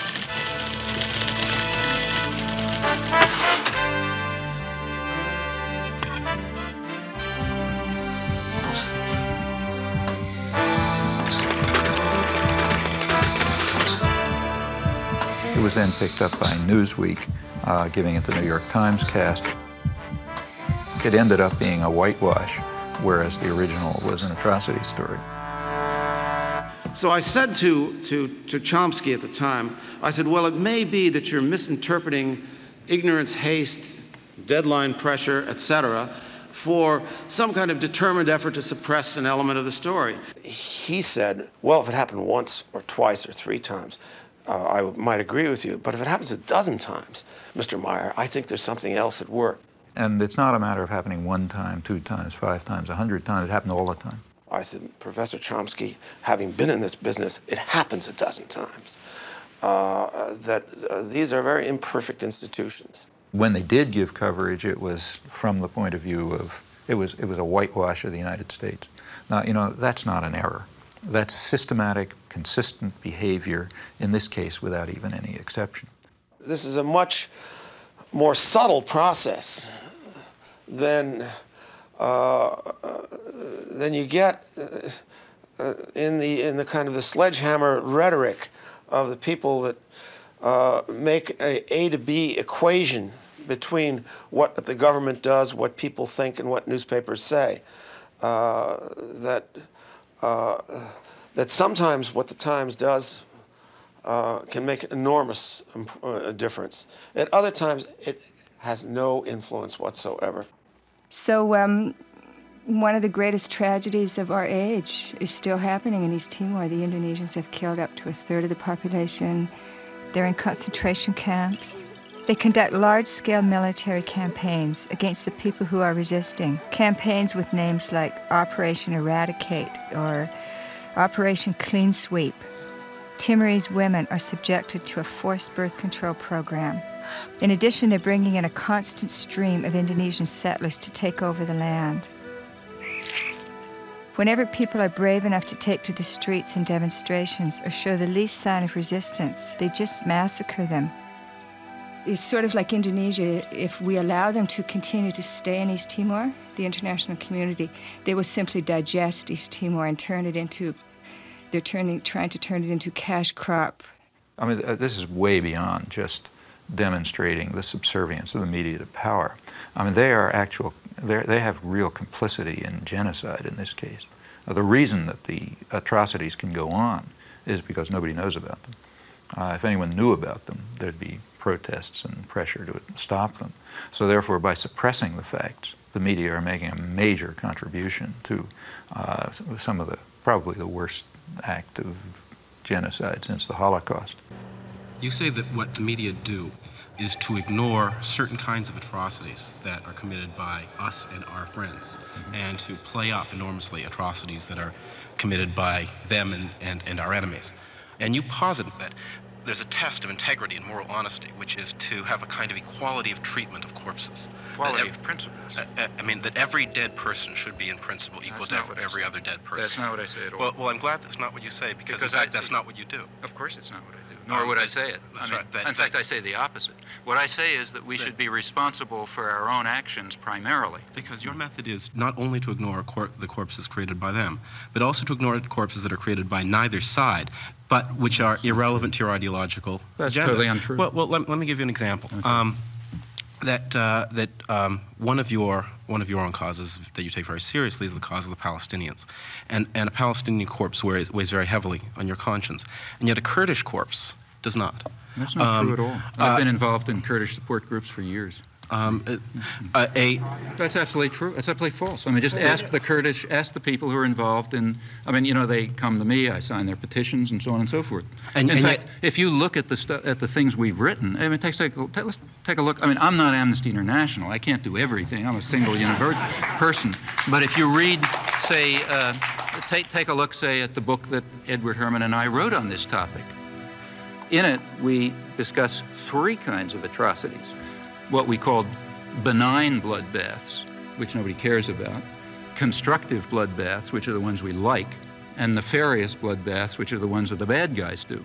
The principle that I think we ought to follow is not the one that you stated.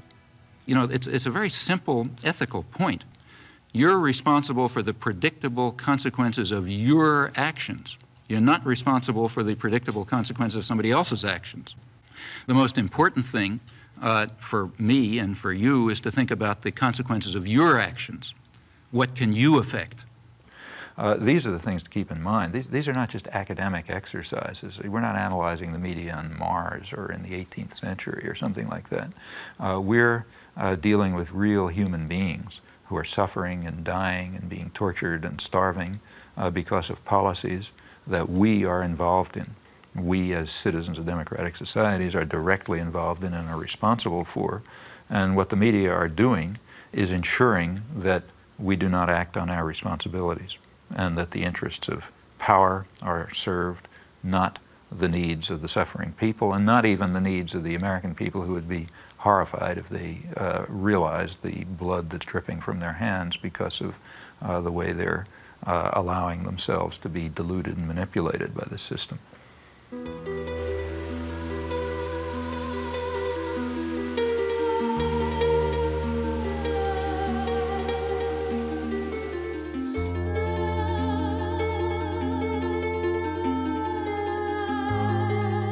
What about the third world? Well, despite everything, and it's pretty ugly and awful, these struggles are not over. The struggle for freedom and independence never is completely over.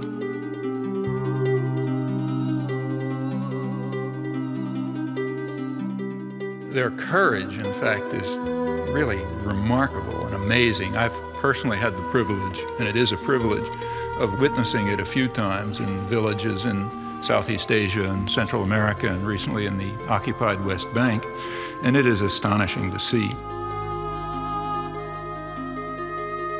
And it's always amazing, at least to me it's amazing, I can't understand it. It's also very moving and very inspiring. In fact, it's kind of awe-inspiring. Now, they rely very crucially on a very slim margin for survival that's provided by dissidence and turbulence within the imperial societies. And how large that margin is is for us to determine.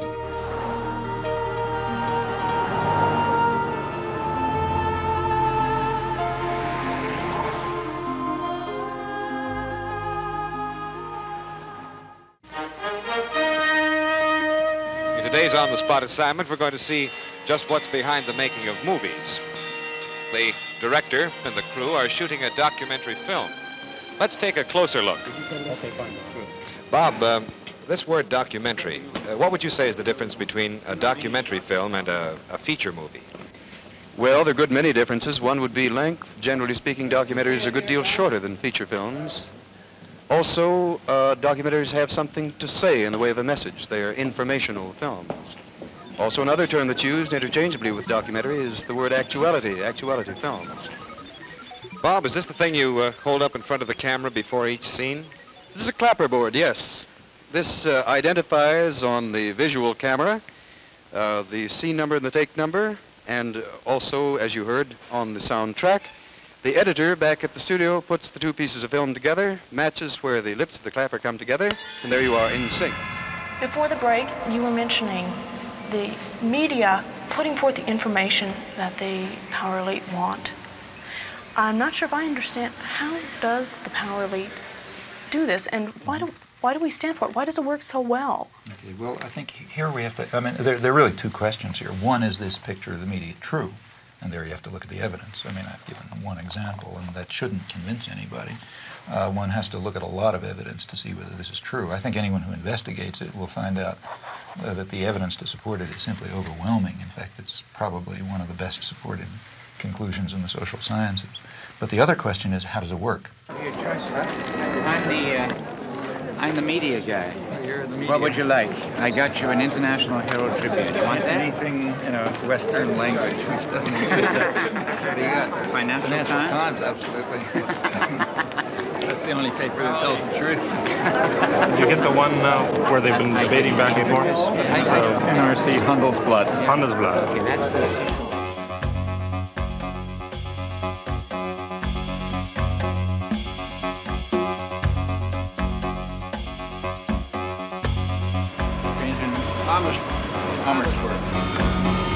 Well, this evening's program is scheduled as a debate, which puzzled me all the way through. There are some problems. One problem is that no proposition has been set forth. As I understand debate, people are supposed to advocate something and oppose something. Rather more sensibly, a topic has been proposed for discussion. The topic is manufacture of consent. It's somewhat unusual for a member of the government to debate with a professor in public. It hasn't happened in Holland before. I don't think it's often happens elsewhere.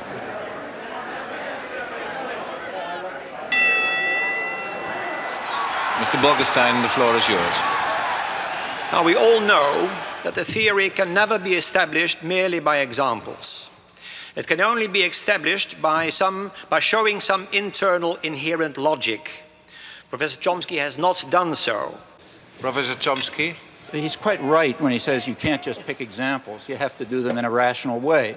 That's why we compared examples. The truth is that things are not as simple as Professor Chomsky maintains. Another of Professor Chomsky's case studies concerns the treatment that Cambodia has received in the Western press. Here he goes badly off the rails. We didn't discuss Cambodia. We compared Cambodia with East Timor, two very closely paired examples. And we gave approximately 300 pages of detail covering this in Political Economy of Human Rights, including a reference to every article we could discover about Cambodia. Many Western intellectuals do not like to face the facts and balk at the conclusions that any untutored person would draw.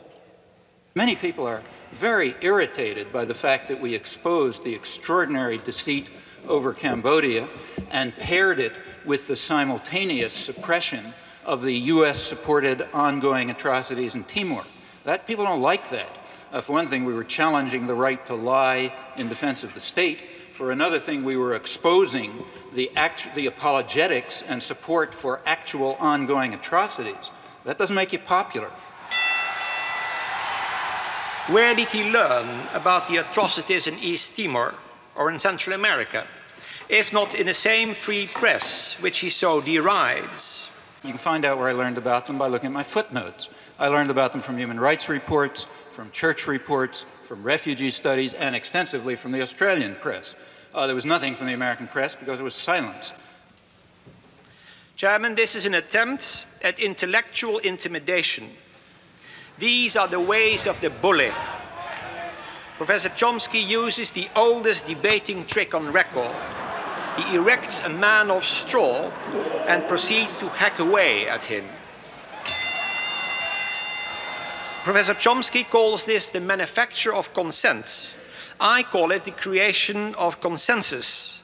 In Holland, we call it draagvlak, which means foundation. Professor Chomsky thinks it is deceitful, but it is not. In a representative democracy, it means winning people for one's point of view. But I do not think that Professor Chomsky believes in representative democracy. I think he believes in direct democracy. With Rosa Luxemburg, he longs for the creative, spontaneous, self-correcting force of mass action. That is the vision of the anarchist. It is also a boy's dream. Those who believe in democracy and freedom have a serious task ahead of them. What they should be doing, in my view, is dedicating their efforts to helping the despised common people to struggle for their rights and to realize the democratic goals that constantly surface throughout history. They should be serving not power and privilege, but rather their victims. Freedom and democracy are by now not merely values to be treasured, they are quite possibly the prerequisite to survival. It's a conspiracy theory, pure and simple. It is not borne out by the facts. Mr. Chairman, I have to go to Amsterdam. If you'll excuse me, I'm leaving.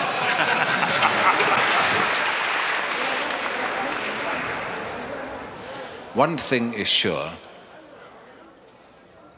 that consent has not been manufactured tonight. There is nothing more remote from what I'm discussing, or what we have been discussing, than a conspiracy theory. If I give an analysis of, say, the economic system, and I point out that General Motors tries to maximize profit and market share, that's not a conspiracy theory. That's an institutional analysis. It has nothing to do with conspiracies. And that's precisely the sense in which we're talking about the media. The phrase conspiracy theory is one of those that's constantly brought up, and I think its effect simply is to discourage institutional analysis. Do you think there's a connection somehow about what the government wants us to know and what the media tell us? It's not communism, but I think to a certain point, it is sensitized. They don't always tell, I guess, John, they don't always tell the truth the way it goes, huh? Got that right. You think that the information you're getting from this paper is biased in any way? Or? Oh, yeah. I think by and large it's well done. You get both sides of the stories. You get the liberal side and the conservative side, so to speak. But I don't think you get a very balanced picture because they only have 20 seconds, 30 seconds for a news item or whatever, and they're going to pick out a highlight, and every network is going to cover the same highlight, and that's all you're going to see. You get what they want you to hear. Do you think they're biased in some way then? Nah. Here we go. See you later.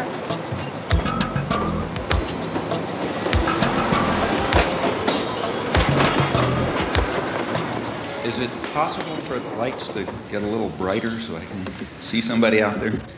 Yeah, for the last hour and 41 minutes, you've been whining about how the elite and how the government have been using thought control to keep radicals like yourself out of the public limelight. Now, you're here. I don't see any CIA men waiting to drag you off. You were in the paper. That's where everyone here heard you were coming from, in the paper, and I'm sure they're going to publish your comments in the paper.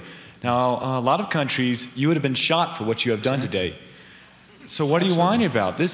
We are allowing you to speak, and I don't see any thought control. first of all, I hadn't said one word about my being kept out of the limelight. The way it works here is quite different. Now, I don't think you heard what I was saying, but the way it works here is that there is a system of shaping, control, and so on, which gives a certain perception of the world. I gave one example. I'll give you sources where you can find thousands of others. And it has nothing to do with me. It has to do with marginalizing the public and ensuring that they don't get in the way of elites who are supposed to run things without interference. In a review of the Chomsky Reader, it was written that as he's been forced to the margins, he's become strident and rigid. Do you feel this categorization of your later writings is accurate and that you've been a victim of this sort of process you've been describing? Well, the business about being forced to other people will have to judge about the stridency. I don't believe it, but anyway, that's for other people to judge. However, the matter of being forced to the margins is a matter of fact, and the fact is the opposite of what is claimed. The fact is it's much easier to gain access to even the major media now than it was 20 years ago. You've dealt in such unpopular truths and have been such a lonely figure as a consequence of that. Do you ever regret either that you took the stand you took, have written the things you have written, or that we had listened to you earlier? I don't. I mean, there are particular things which I would do differently because you think about things, you do them differently. But in general, I would say I do not regret it. I mean, do you like being controversial? No, it's a nuisance. Because this mass medium pays little attention to the views of dissenters, not just Noam Chomsky, but most dissenters do not get much of a hearing in this medium. No, in fact, that's, again, completely understandable. They wouldn't be performing their societal function if they allowed favored truths to be challenged. Now, notice that that's not true when I cross the border anywhere. So I have easy access to the media in just about every other country in the world. There's a number of reasons for that. And one reason is I'm primarily talking about the United States, and it's much less threatening. Your view there is that the militarization of the American economy essentially has come about because there are not other means of controlling the American population. In a democratic society. I mean, it may be paradoxical, but the freer the society is, the more it's necessary to resort to devices like induced fear.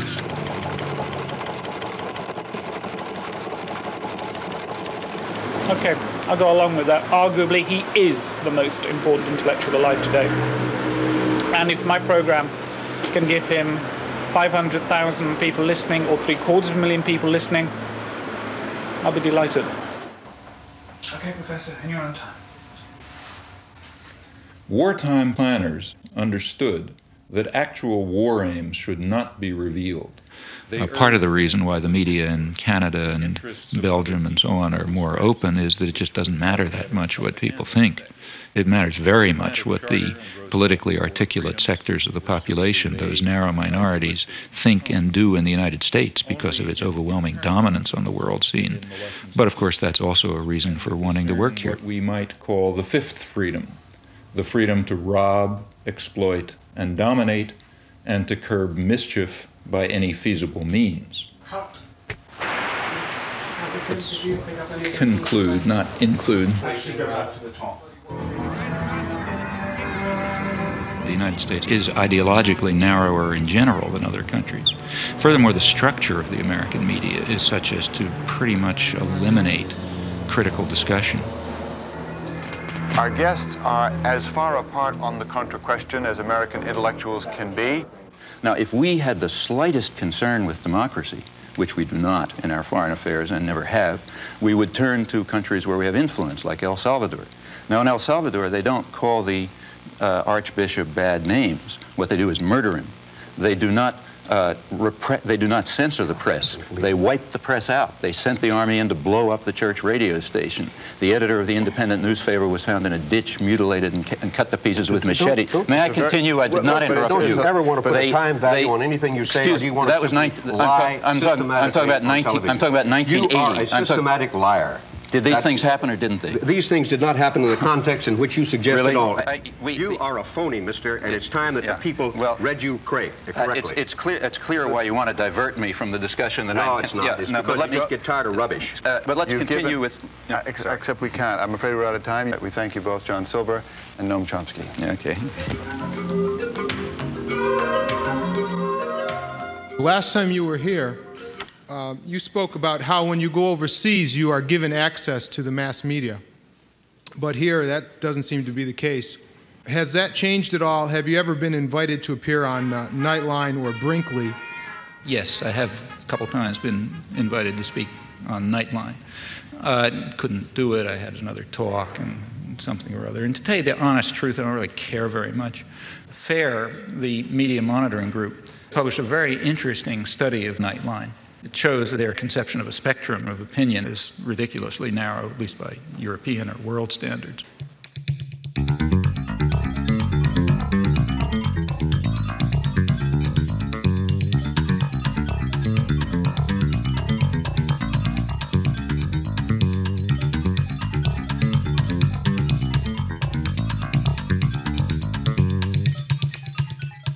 Let me tell you a personal experience. I happened to be in Madison, Wisconsin, on a listener-supported radio station, community radio station, a very good one. I was having an interview with the news director. I've been on that program dozens of times, usually by telephone.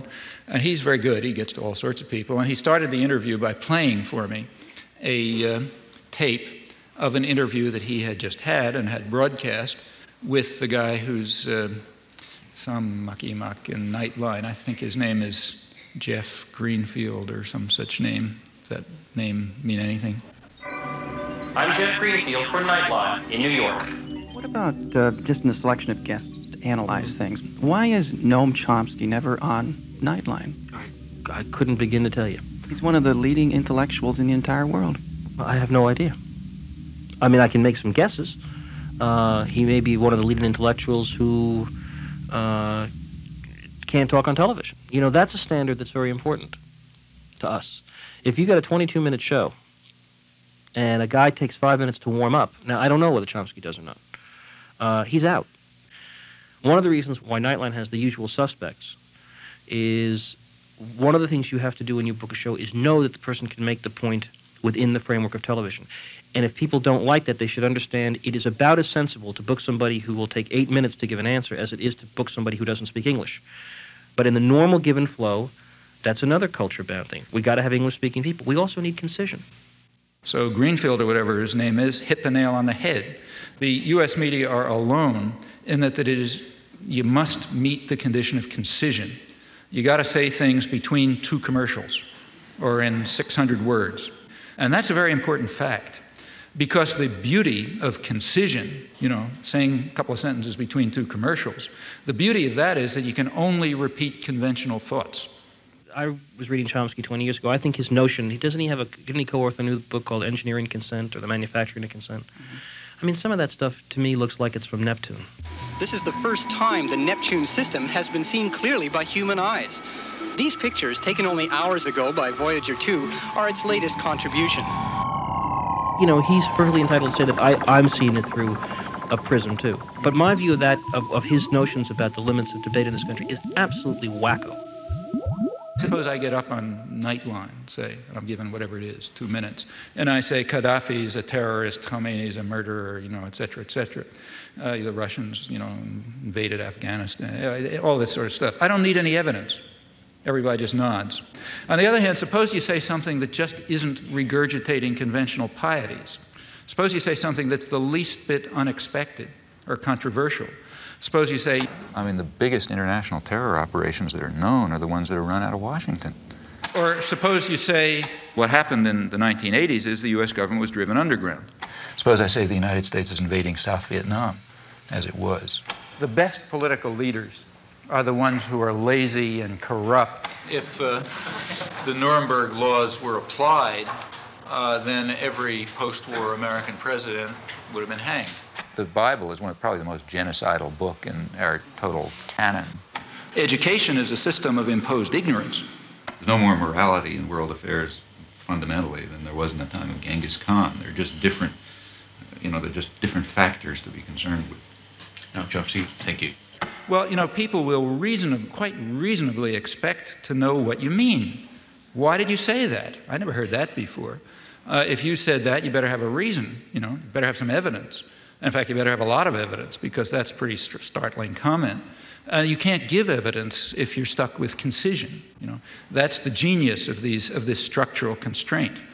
And in my view, if people like, say, Nightline and McNeil Lehrer and so on were smarter, if they were better propagandists, they would let dissidents on, let them on more, in fact. The reason is that they would sound like they're from Neptune. Then comes our special conversation on the Middle East crisis. Tonight's is with the activist, writer, and professor Noam Chomsky. Again, there has been an offer on the table, which we rejected, an Iraqi offer last April, to eliminate their chemical and other unconventional arsenals if Israel were to simultaneously do the same. We rejected it, but I think that should be pursued as well. Sorry to interrupt you. I have to end it there. That's the end of our time. Professor Chomsky, thank you very much for joining us. AT&T has supported the McNeil Lehrer NewsHour since 1983. Because quality information and quality communications is our idea of a good connection. AT&T, the right choice. Oh, okay. If you just could you just sit there for half a second? It's just for two shot. That's all. Then we can do everything else. Okay. Yeah. What about the mic? Is that I think there's some stuff hanging around here. Right. The idea of this one is it's just a shot where I'm seen talking to you and you're seen listening to me. I'll ask you though if you don't speak to me or move your lips so that I can be seen to be asking you a question. The reason for the shot is simply this. I'm used to it. Okay. Just don't talk to me and I'll keep going. That's the thing. The reason for the shot, I'll explain it through because I usually find that's the easiest way to do it. The reason for the shot is I need a shot where you're sitting and seen, listening to me while I'm asking you a question. We can use the shot to introduce you, explain who you are, where you fit into the piece I'm doing. But if you don't speak to me, I can also use... Got it? Okay. Thanks for your time. Righto. If there is a narrower range of opinion in the United States, and it is harder to express a variety of different opinions, why do you live in the U.S.? Well, I think well, first of all, it's my country, and secondly, it's in many ways, as I said before, it's the freest country in the world. I mean, I think there's more possibilities for change here than in any other country I know. But again, comparatively speaking, it's the country where the state is probably most restricted. But isn't that what you should be looking at comparatively rather than in absolute terms? But you don't create that impression. On the contrary, well, maybe I don't give the impression. I certainly say it often enough. What I've said over and over again, and I've been saying it all tonight, I've written it 1,000,000 times, is that the United States is a very free society. It's also a very rich society. Of course, the United States is a scandal from the point of view of its wealth. I mean, given the natural advantages that the United States has in terms of resources and lack of enemies and so on, the United States should have a level of health and welfare and so on that's, you know, an order of magnitude beyond anybody else in the world. We don't. The United States is last among 20 industrialized societies in infant mortality. That's a scandal of American capitalism. And it ends up being a very free society, which does a lot of rotten things in the world. Okay? There's no contradiction there. I mean, you know, Greece was a free society by the standards of Athens, you know. It's also a vicious society from the point of view of its imperial behavior. There's virtually no correlation between maybe none, between the internal freedom of a society and its external behavior. You start your line of discussion at a moment that is historically useful for you. That's why I say you pick the beginning. Of the post-war world is that the communist imperialists, by the use of terrorism, by deprivation of freedom, have contributed to the continuing bloodshed. And the sad thing about it is not only the bloodshed, but the fact that they seem to dispossess you of the power of rational observation. May I say something? Sure. Yeah. I think that's about 5% true, and or maybe 10% true. It certainly is. Why do you give that? May I complete a sentence? Sure. I mean, it's perfectly true that there were areas of the world, in particular Eastern Europe, where Stalinist imperialism very brutally took control and still maintains control. But there are also very vast areas of the world where we were doing the same thing. And there's quite an interplay in the Cold War. You see, what you just described is I believe, a mythology about the Cold War, which might have been tenable 10 years ago, but which is quite inconsistent with contemporary scholarship. Ask a Czech.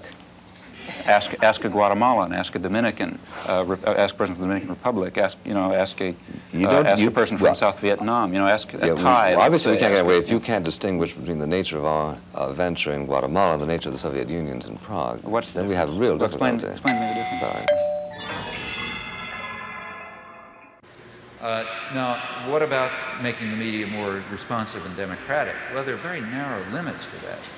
It's kind of like asking, how do we make corporations more democratic? Well, the only way to do that is get rid of them, I mean, if you have concentrated power, you can, I don't want to say you can do nothing. Like you can, like the church can show up at the stockholders meeting and start screaming about not investing in South Africa. And sometimes that has marginal effects. I don't want to say it has no effects.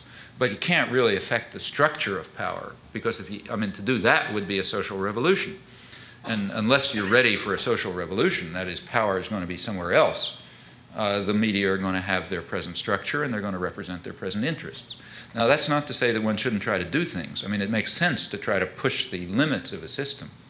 It only takes one or two people that think they have integrity as journalists to give you some good press. See, that's important, and that goes back to something that came up before. I mean, there's a lot, there are things are complex. It's not monolithic.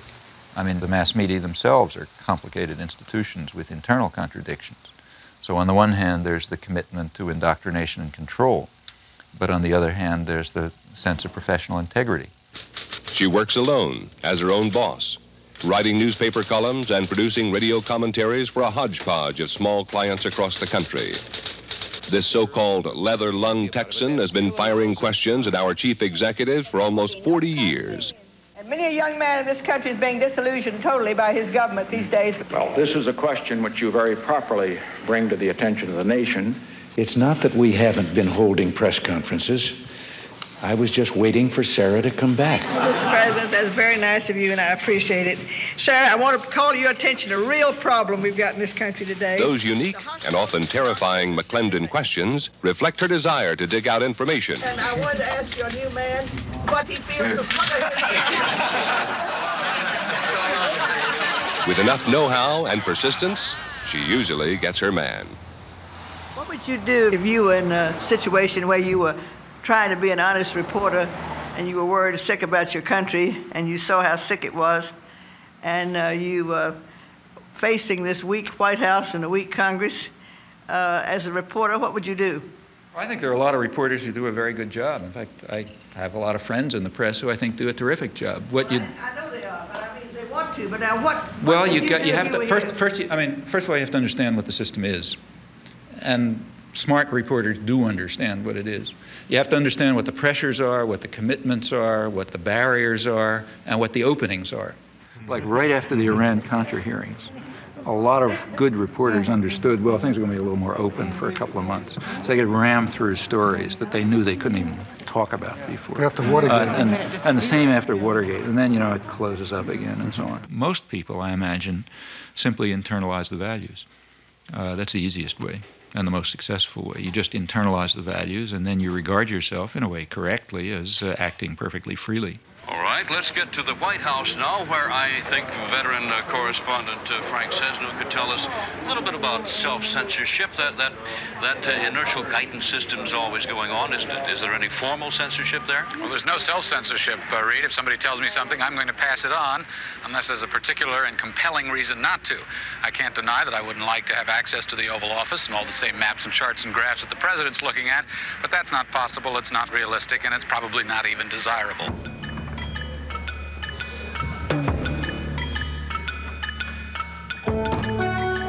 Hello, how are you? I'm fine. Go and sit down there, please. Yes. Welcome to Holland. I'll introduce you first in a few lines.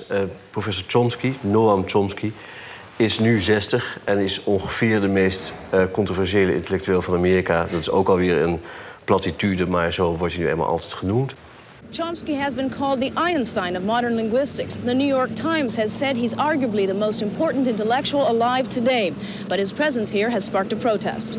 This book that has poisoned the world, and all liar in there. And as a Vietnamese people, we come here to learn the book. Vietnam! Vietnam! He said that in Vietnam there's no violation of human rights and no crime in Cambodia is wrong. Chomsky he's a professor. He's using that to poison the world. And we come here to protest that. I don't mind the denunciations, frankly. I mind the lies. I mean, intellectuals are very good at lying. They're professionals at it. Vilification is a wonderful technique. There's no way of responding to it. If somebody calls you, an anti-Semite, what can you say? I'm not an anti-Semite. Or, somebody says you're a racist, you're a Nazi or something. You always lose. I mean, the person who throws the mud always wins because there's no way of responding to such charges. Professor Chomsky seems to believe that the people he criticizes fall into one of two classes, liars or dupes.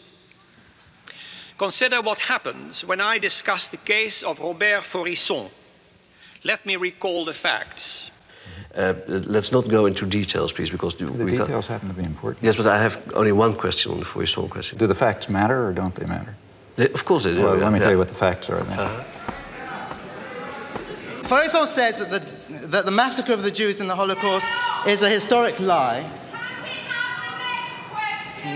No, this is an important one. It has a lot to do with the topic. Your views are extremely controversial, and perhaps one of the things that has been most controversial and you've been most strongly criticized for was your defense of a French intellectual who was suspended from his university post for contending that there were no Nazi death camps in World War II. My name is Robert Faurisson. I am 60. I am university professor in Lyon, France. Behind me, you may see the courthouse of Paris, the Palais de Justice. In this place, I was convicted many times at the beginning of the 80s. I was charged by 9 associations, mostly Jewish associations, for inciting hatred, racial hatred, for racial defamation, for damage by falsifying a story. Professor Chomsky and a number of other intellectuals signed a petition in which Faurisson is called a respected professor of literature who merely tried to make his findings public. Perhaps we can start with just the story of Robert Faurisson and your involvement. More than 500 people signed, maybe 600, mostly universitaires, scholars. And what happened to the other 499 of them? How come we only hear about Chomsky's signature? Well, I think it's because Chomsky is in himself a kind of political power. I signed a petition calling on the tribunal to defend his civil rights. At that point, the French press, which apparently has no conception of freedom of speech, concluded that since I had called for his civil rights, I was therefore defending his theses. Faurisson then published a book in which he tried to prove that the Nazi gas chambers never existed. What we deny is that there was an extermination program and an extermination actually, especially in gas chambers or gas vans. The book contains a preface written by Professor Chomsky in which he calls Faurisson a relatively apolitical sort of liberal. A communist is a man, a Jew is a man, a Nazi is a man, I am a man. Are you a Nazi? I am not a Nazi. How would you describe yourself politically? Nothing. The preface that you wrote, whether you retracted it. That's not the preface that I wrote because I never wrote a preface. And you know that I never wrote a preface. Yeah, we had to be done okay. He's referring to a statement of mine on civil liberties, which was added to a book in which Faurisson, excuse me. Yes, I used. And the language you use has meaning. That's right. And the language I use. As a political liberal, or as someone whose views can be dignified by the word findings or conclusions, that is a judgment, and that is a favorable judgment of his views. On the contrary. Can I continue with the facts? Yes, you can continue with the facts for hours, but I mean, but there are a few facts that, yeah, okay. Let's get to the so-called preface. I was then asked by the person who organized the petition to write a statement on freedom of speech, just banal comments about freedom of speech, pointing out the difference between defending a person's right to express his views and defending the views expressed. So I did that. I wrote a rather banal statement called Some Elementary Remarks on Freedom of Expression, and I told him, do what you like with it. So Pierre produced a book which all the arguments of Faurisson were to be put in front of the court.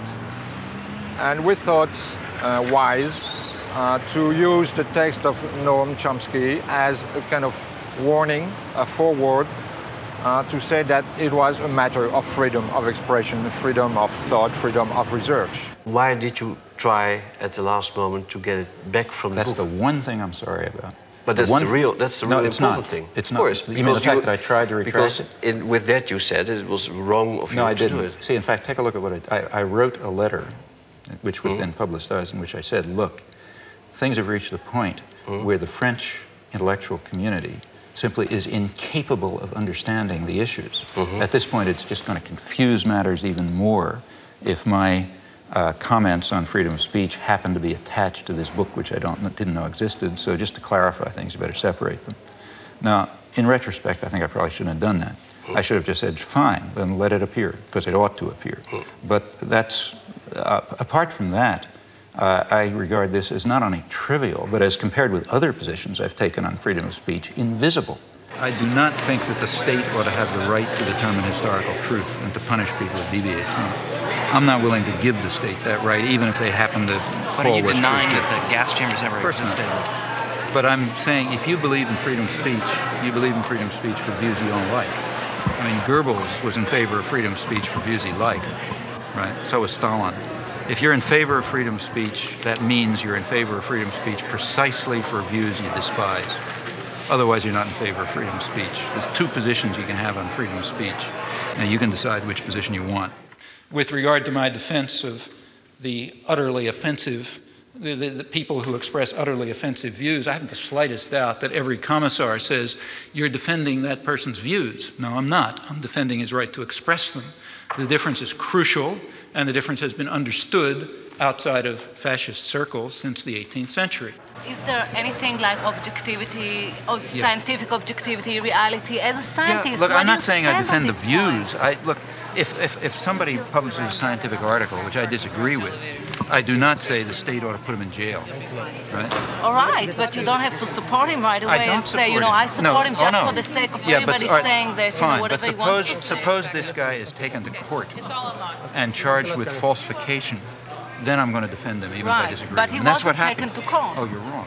But when did you write the support? I mean, when he was brought to court. And in fact, the only support that I gave him is to say he has a right of freedom of speech, period.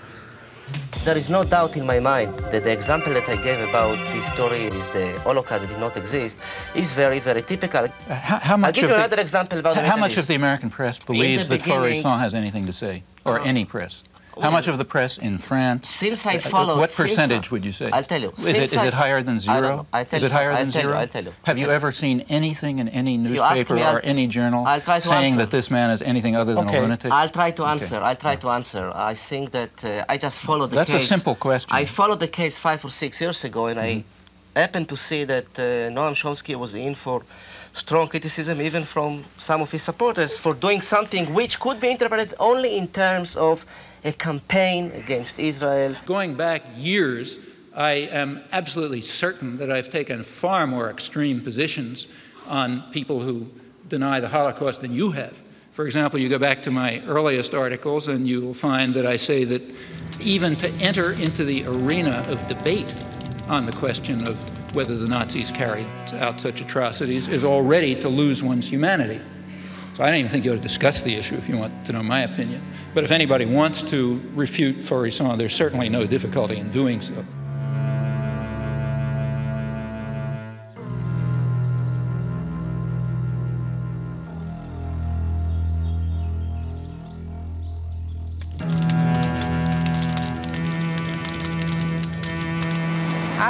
I'm not interested in freedom of speech and all that. I have to win, and that's the question. And I shall win.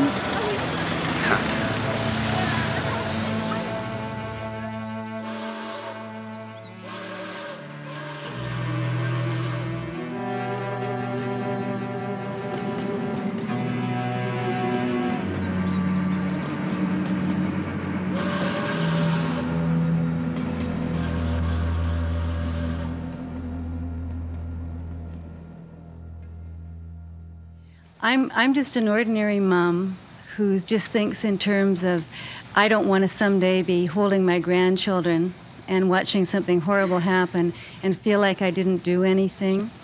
And I mean, it's obvious what you're doing, And my question is, on a practical level, where do you see the most practical place to put your energy? I mean, tonight I feel in overwhelm, like I feel like it's too big, it's too much to even make a dent in.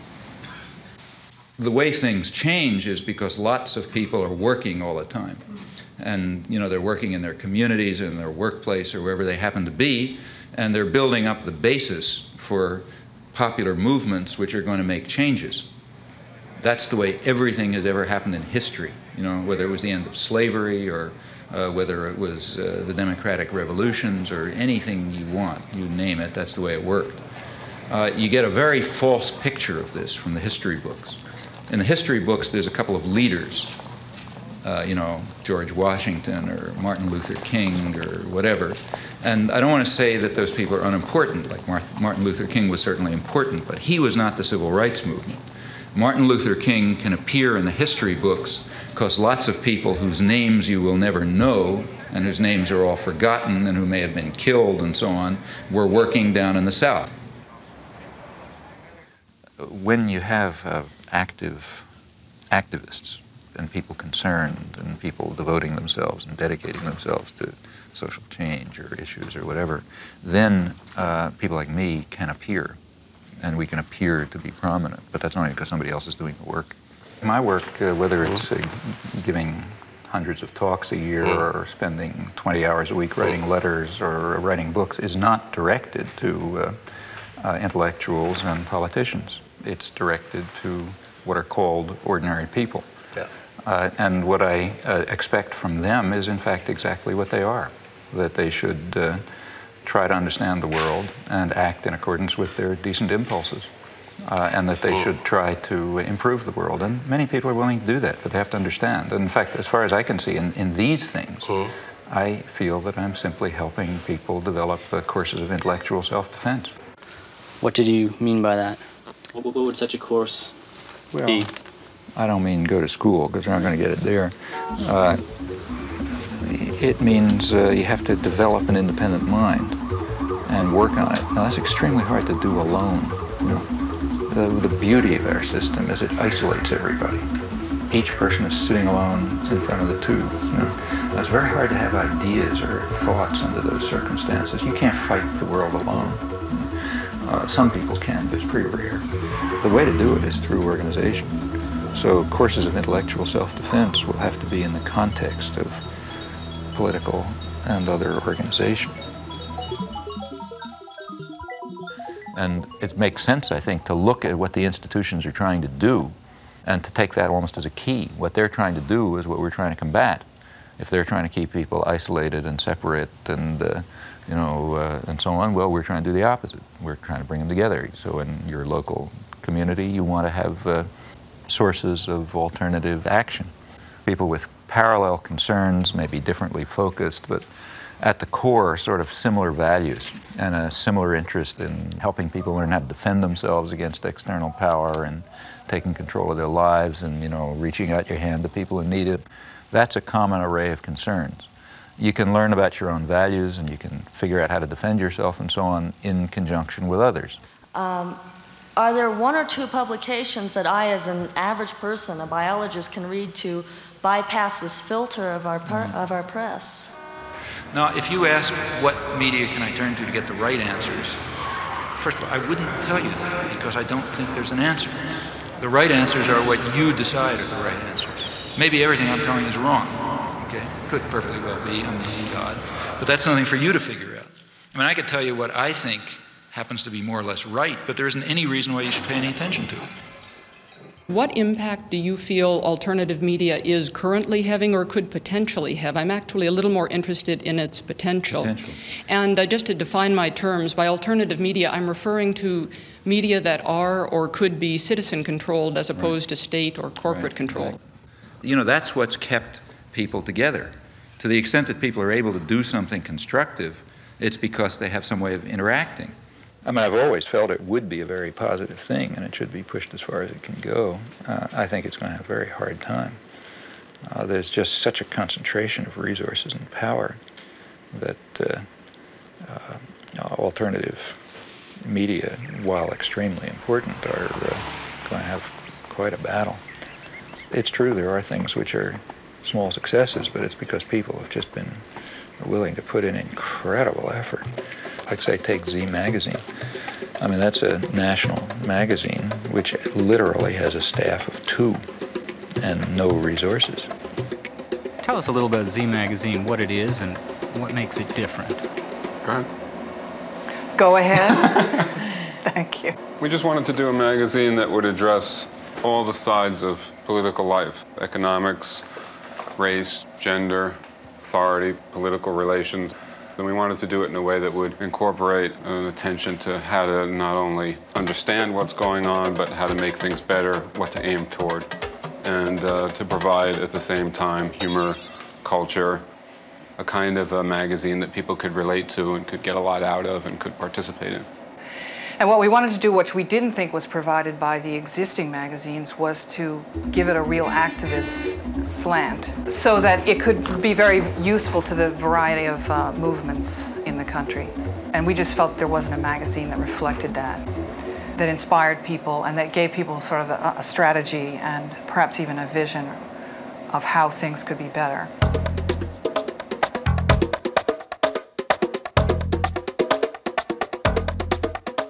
South End Press has sort of made it.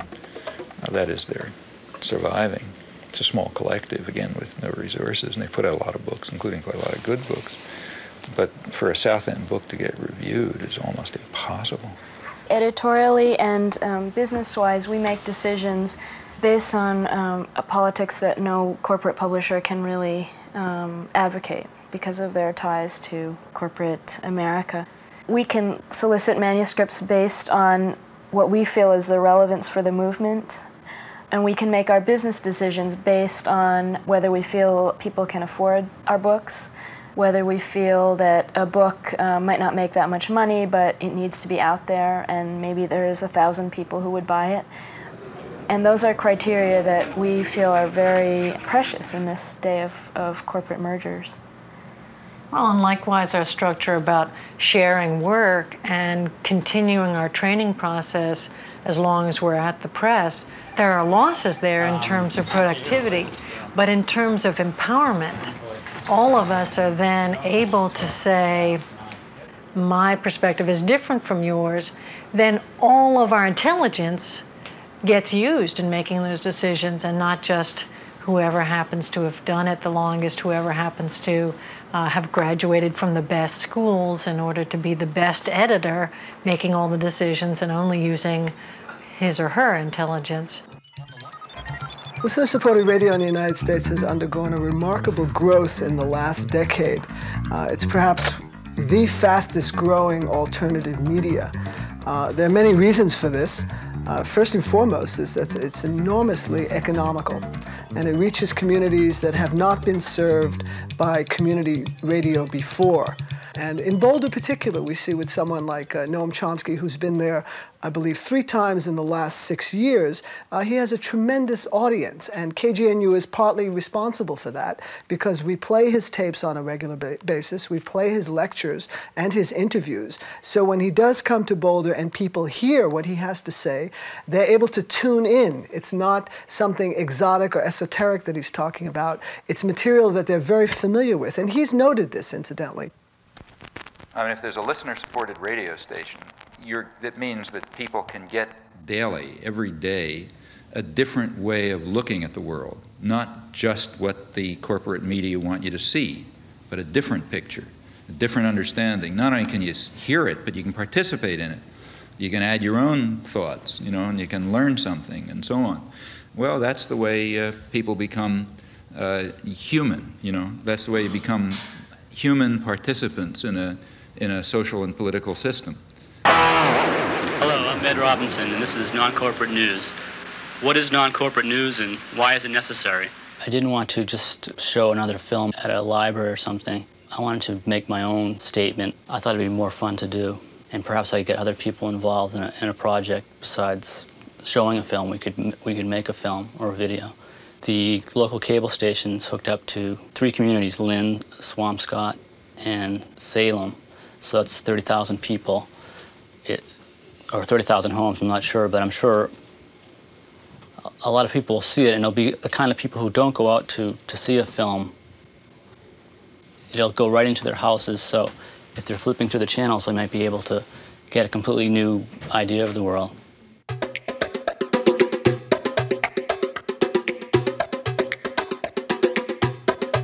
So there's kind of networks of cooperation developed, which, I mean, like here, for example, is a collection of stuff from a friend of mine in Los Angeles who does careful monitoring of the whole press in Los Angeles and a lot of the British press, which he reads, and does selection, so I don't have to read the, the movie reviews and the local gossip and all this kind of stuff, but I get the occasional nugget that sneaks through and that you find if you're carefully and intelligently and critically reviewing a wide range of press. Well, there are a fair number of people who do this, and we exchange information.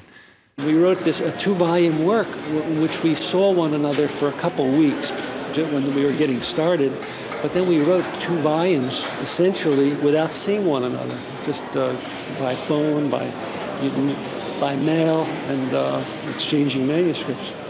But this takes a lot of communication by mail. My Chomsky file is a couple of feet thick.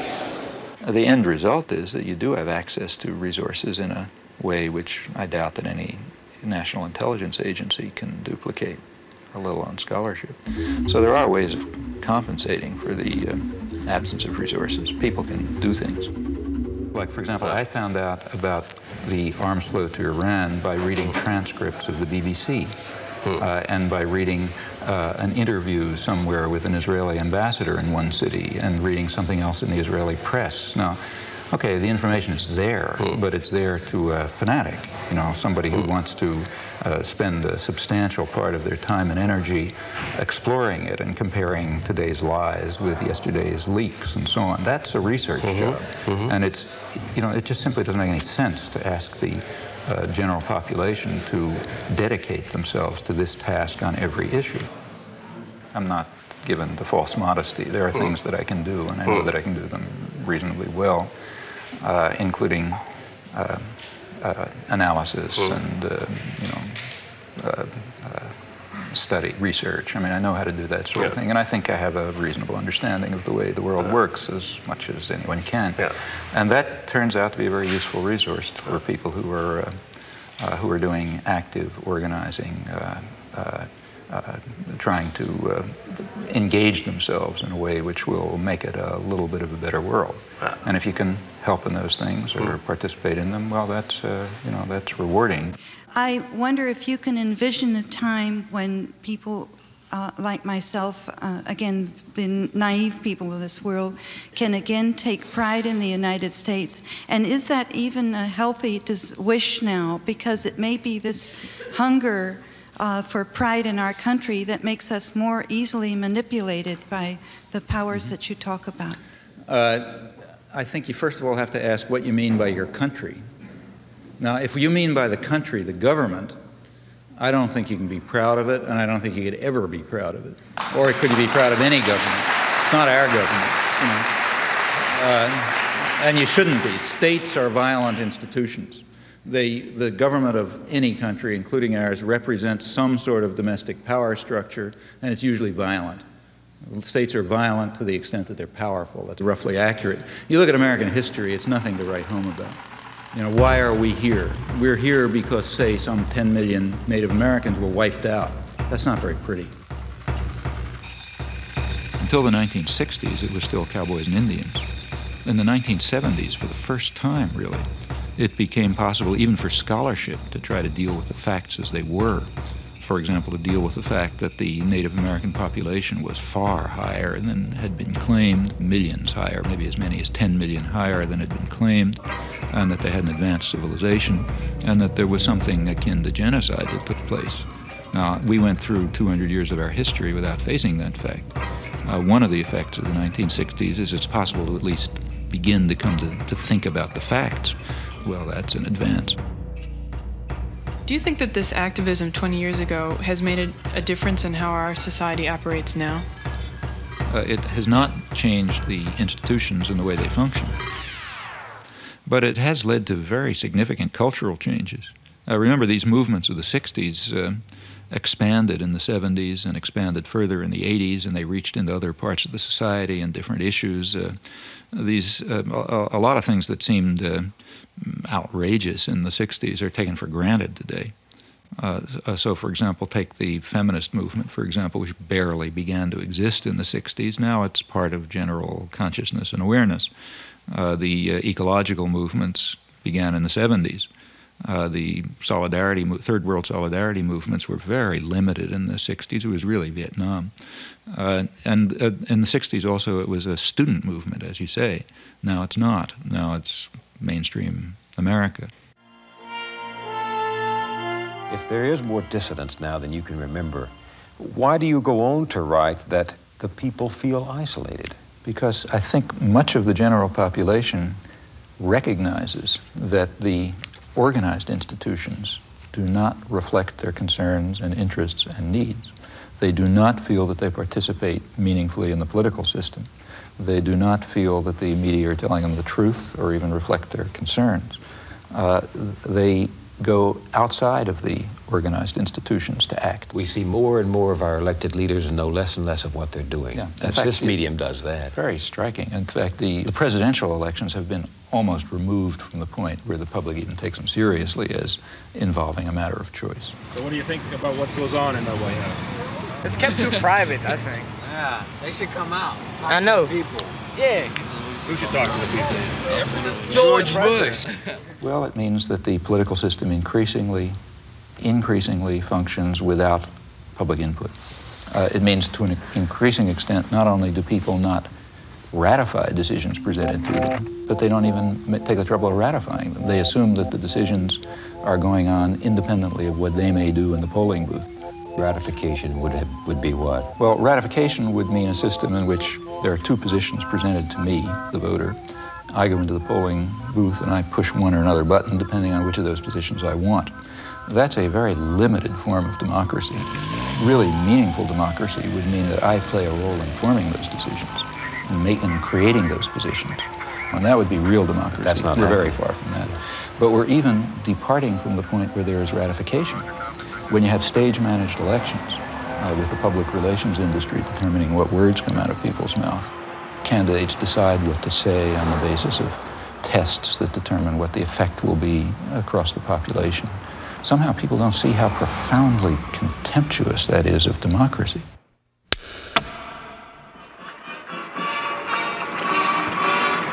The solemn moment is near, but first, the swearing in of Van Quayle.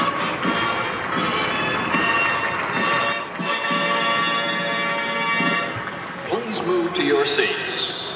For the first time in this century, for the first time in perhaps all history, man does not have to invent a system by which to live. We don't have to talk late into the night about which form of government is better. We don't have to wrest justice from the kings. We only have to summon it from within ourselves. This is a time when the future seems a door you can walk right through into a room called tomorrow. Great nations of the world are moving toward democracy through the door to freedom. The people of the world agitate for free expression and free thought through the door to the moral and intellectual satisfactions that only liberty allows. We know how to secure a more just and prosperous life for man on earth through free markets, free speech, free elections, and the exercise of free will unhampered by the state. I've spoken at 1,000 points of light, of all the community organizations that are spread like stars throughout the nation doing good. To the world, too, we offer new engagement and a renewed vow. We will stay strong to protect the peace. The offered hand is a reluctant fist. America is never wholly herself unless she is engaged in high moral principle. We as a people have such a purpose today. It is to make kinder the face of the nation and gentler the face of the world.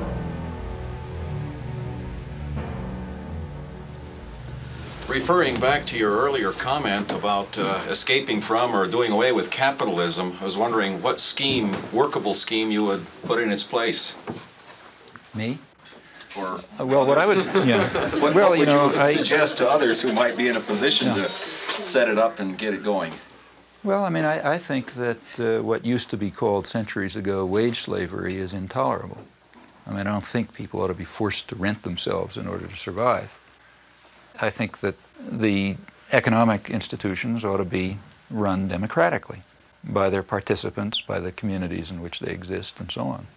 And I think basically through various kinds of free association. Historically, have there been any sustained examples on any substantial scale of societies which approximated to the anarchist ideal?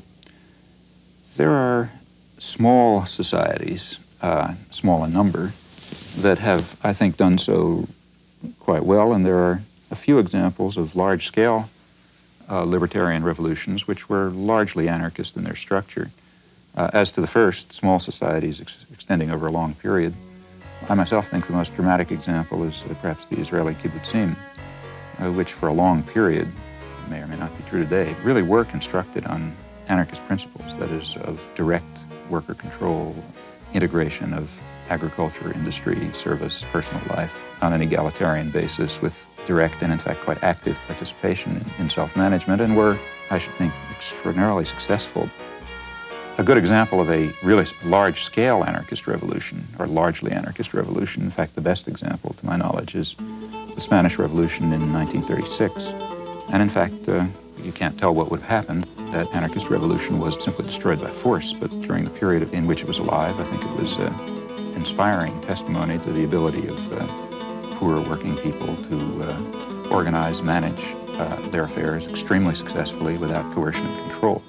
How far does the success of libertarian socialism or anarchism as a way of life really depend on a fundamental change in the nature of man, both in his motivation, his altruism, and also in his knowledge and sophistication? I think it not only depends on it, but in fact, the whole purpose of libertarian socialism is that it will contribute to it. It will contribute to a spiritual transformation, precisely that kind of great transformation in the way humans conceive of themselves and their ability to act, to decide, to create, to produce, to inquire, precisely that spiritual transformation that social thinkers from the left Marxist tradition, from Luxemburg, say, on over through anarcho-syndicalists have always emphasized. So on the one hand, it requires that spiritual transformation. On the other hand, its purpose is to create institutions which will contribute to that transformation.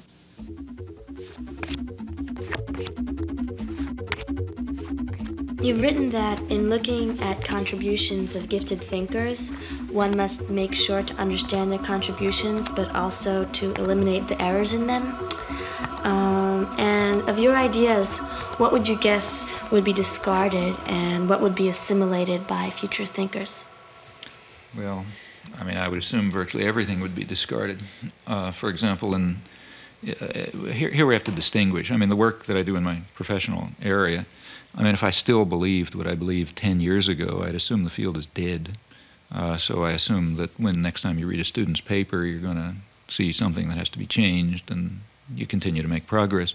In dealing with social and political issues, in my view, what is at all understood is pretty straightforward. I don't think that there may be deep and complicated things, but if so, they're not understood.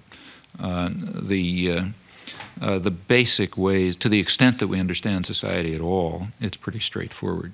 And I don't think that those simple understandings are likely to undergo much change. The point is that you have to work. And that's why the propaganda system is so successful.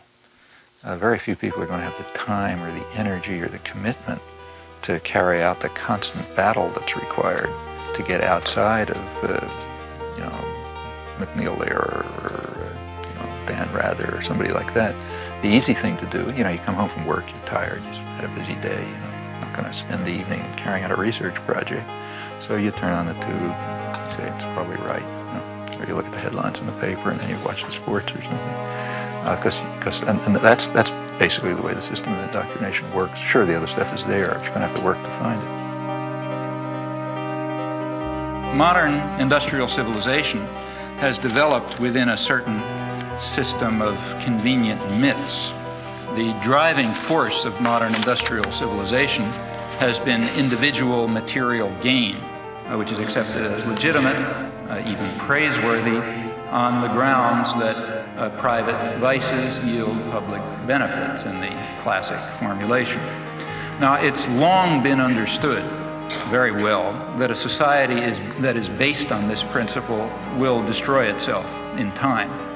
It can only persist with whatever suffering and injustice it entails, as long as it's possible to pretend that the destructive forces that humans create are limited, that the world is an infinite resource, and that the world is an infinite garbage can.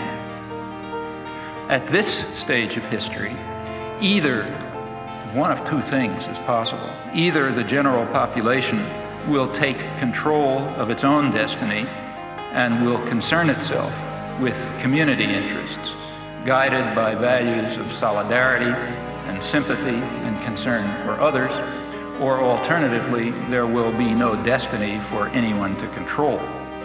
As long as some specialized class is in a position of authority, it is going to set policy in the special interests that it serves. But the conditions of survival, let alone justice, require rational social planning in the interests of the community as a whole, and by now that means the global community. The question is whether privileged elites should dominate mass communication and should use this power as they tell us they must, namely to impose necessary illusions, to manipulate and deceive the stupid majority and remove them from the public arena.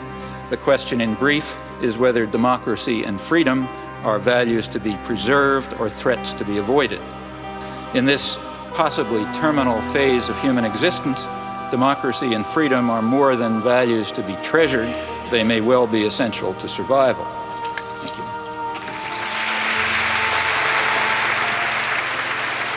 you. He's up there thinking for himself, and he's deciphering this tremendously overweighted body of information, which he puts into an order and gives you the feeling that you can do the same thing, that the whole thing is decipherable. And he also gives you the sense that there is a source, there's a center to the to a dissenting population, although we feel that there's no center. And I think that is what reactivated in me a desire to get reacquainted with the political scene after 30 years of alienation from it. You do hundreds of interviews and lectures, and you're dealing with massacres in East Timor and invasions of Panama, etc. Pretty horrific stuff, death squads.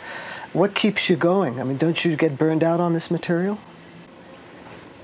Well, you know, it's mainly a matter of whether you can look yourself in the mirror, I think. Up, gotta go. Get these people in town. Okay. Maybe you can say all aboard for us. Okay. All aboard. Bye-bye. Bye-bye.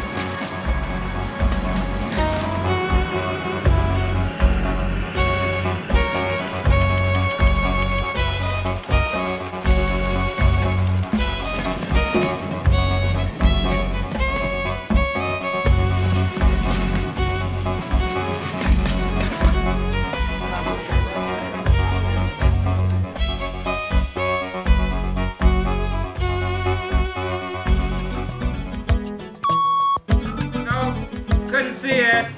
Just hit the microphone. Thank you. Bye, Canada. Goodbye, Canada. Bye. I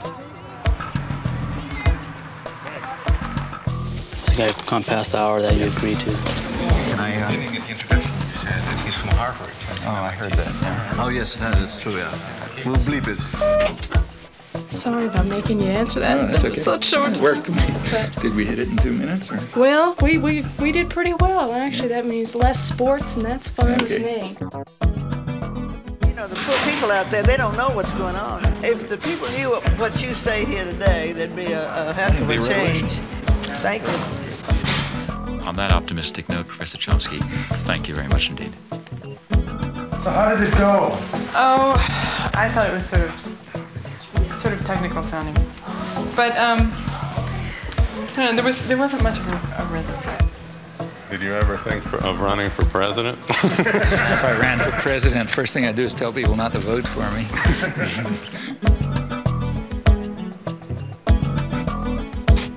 This guy's got to go home. He really does. Yeah. And people still believe that the Celtics Boston are the world champion. Why don't you let him go? Thanks.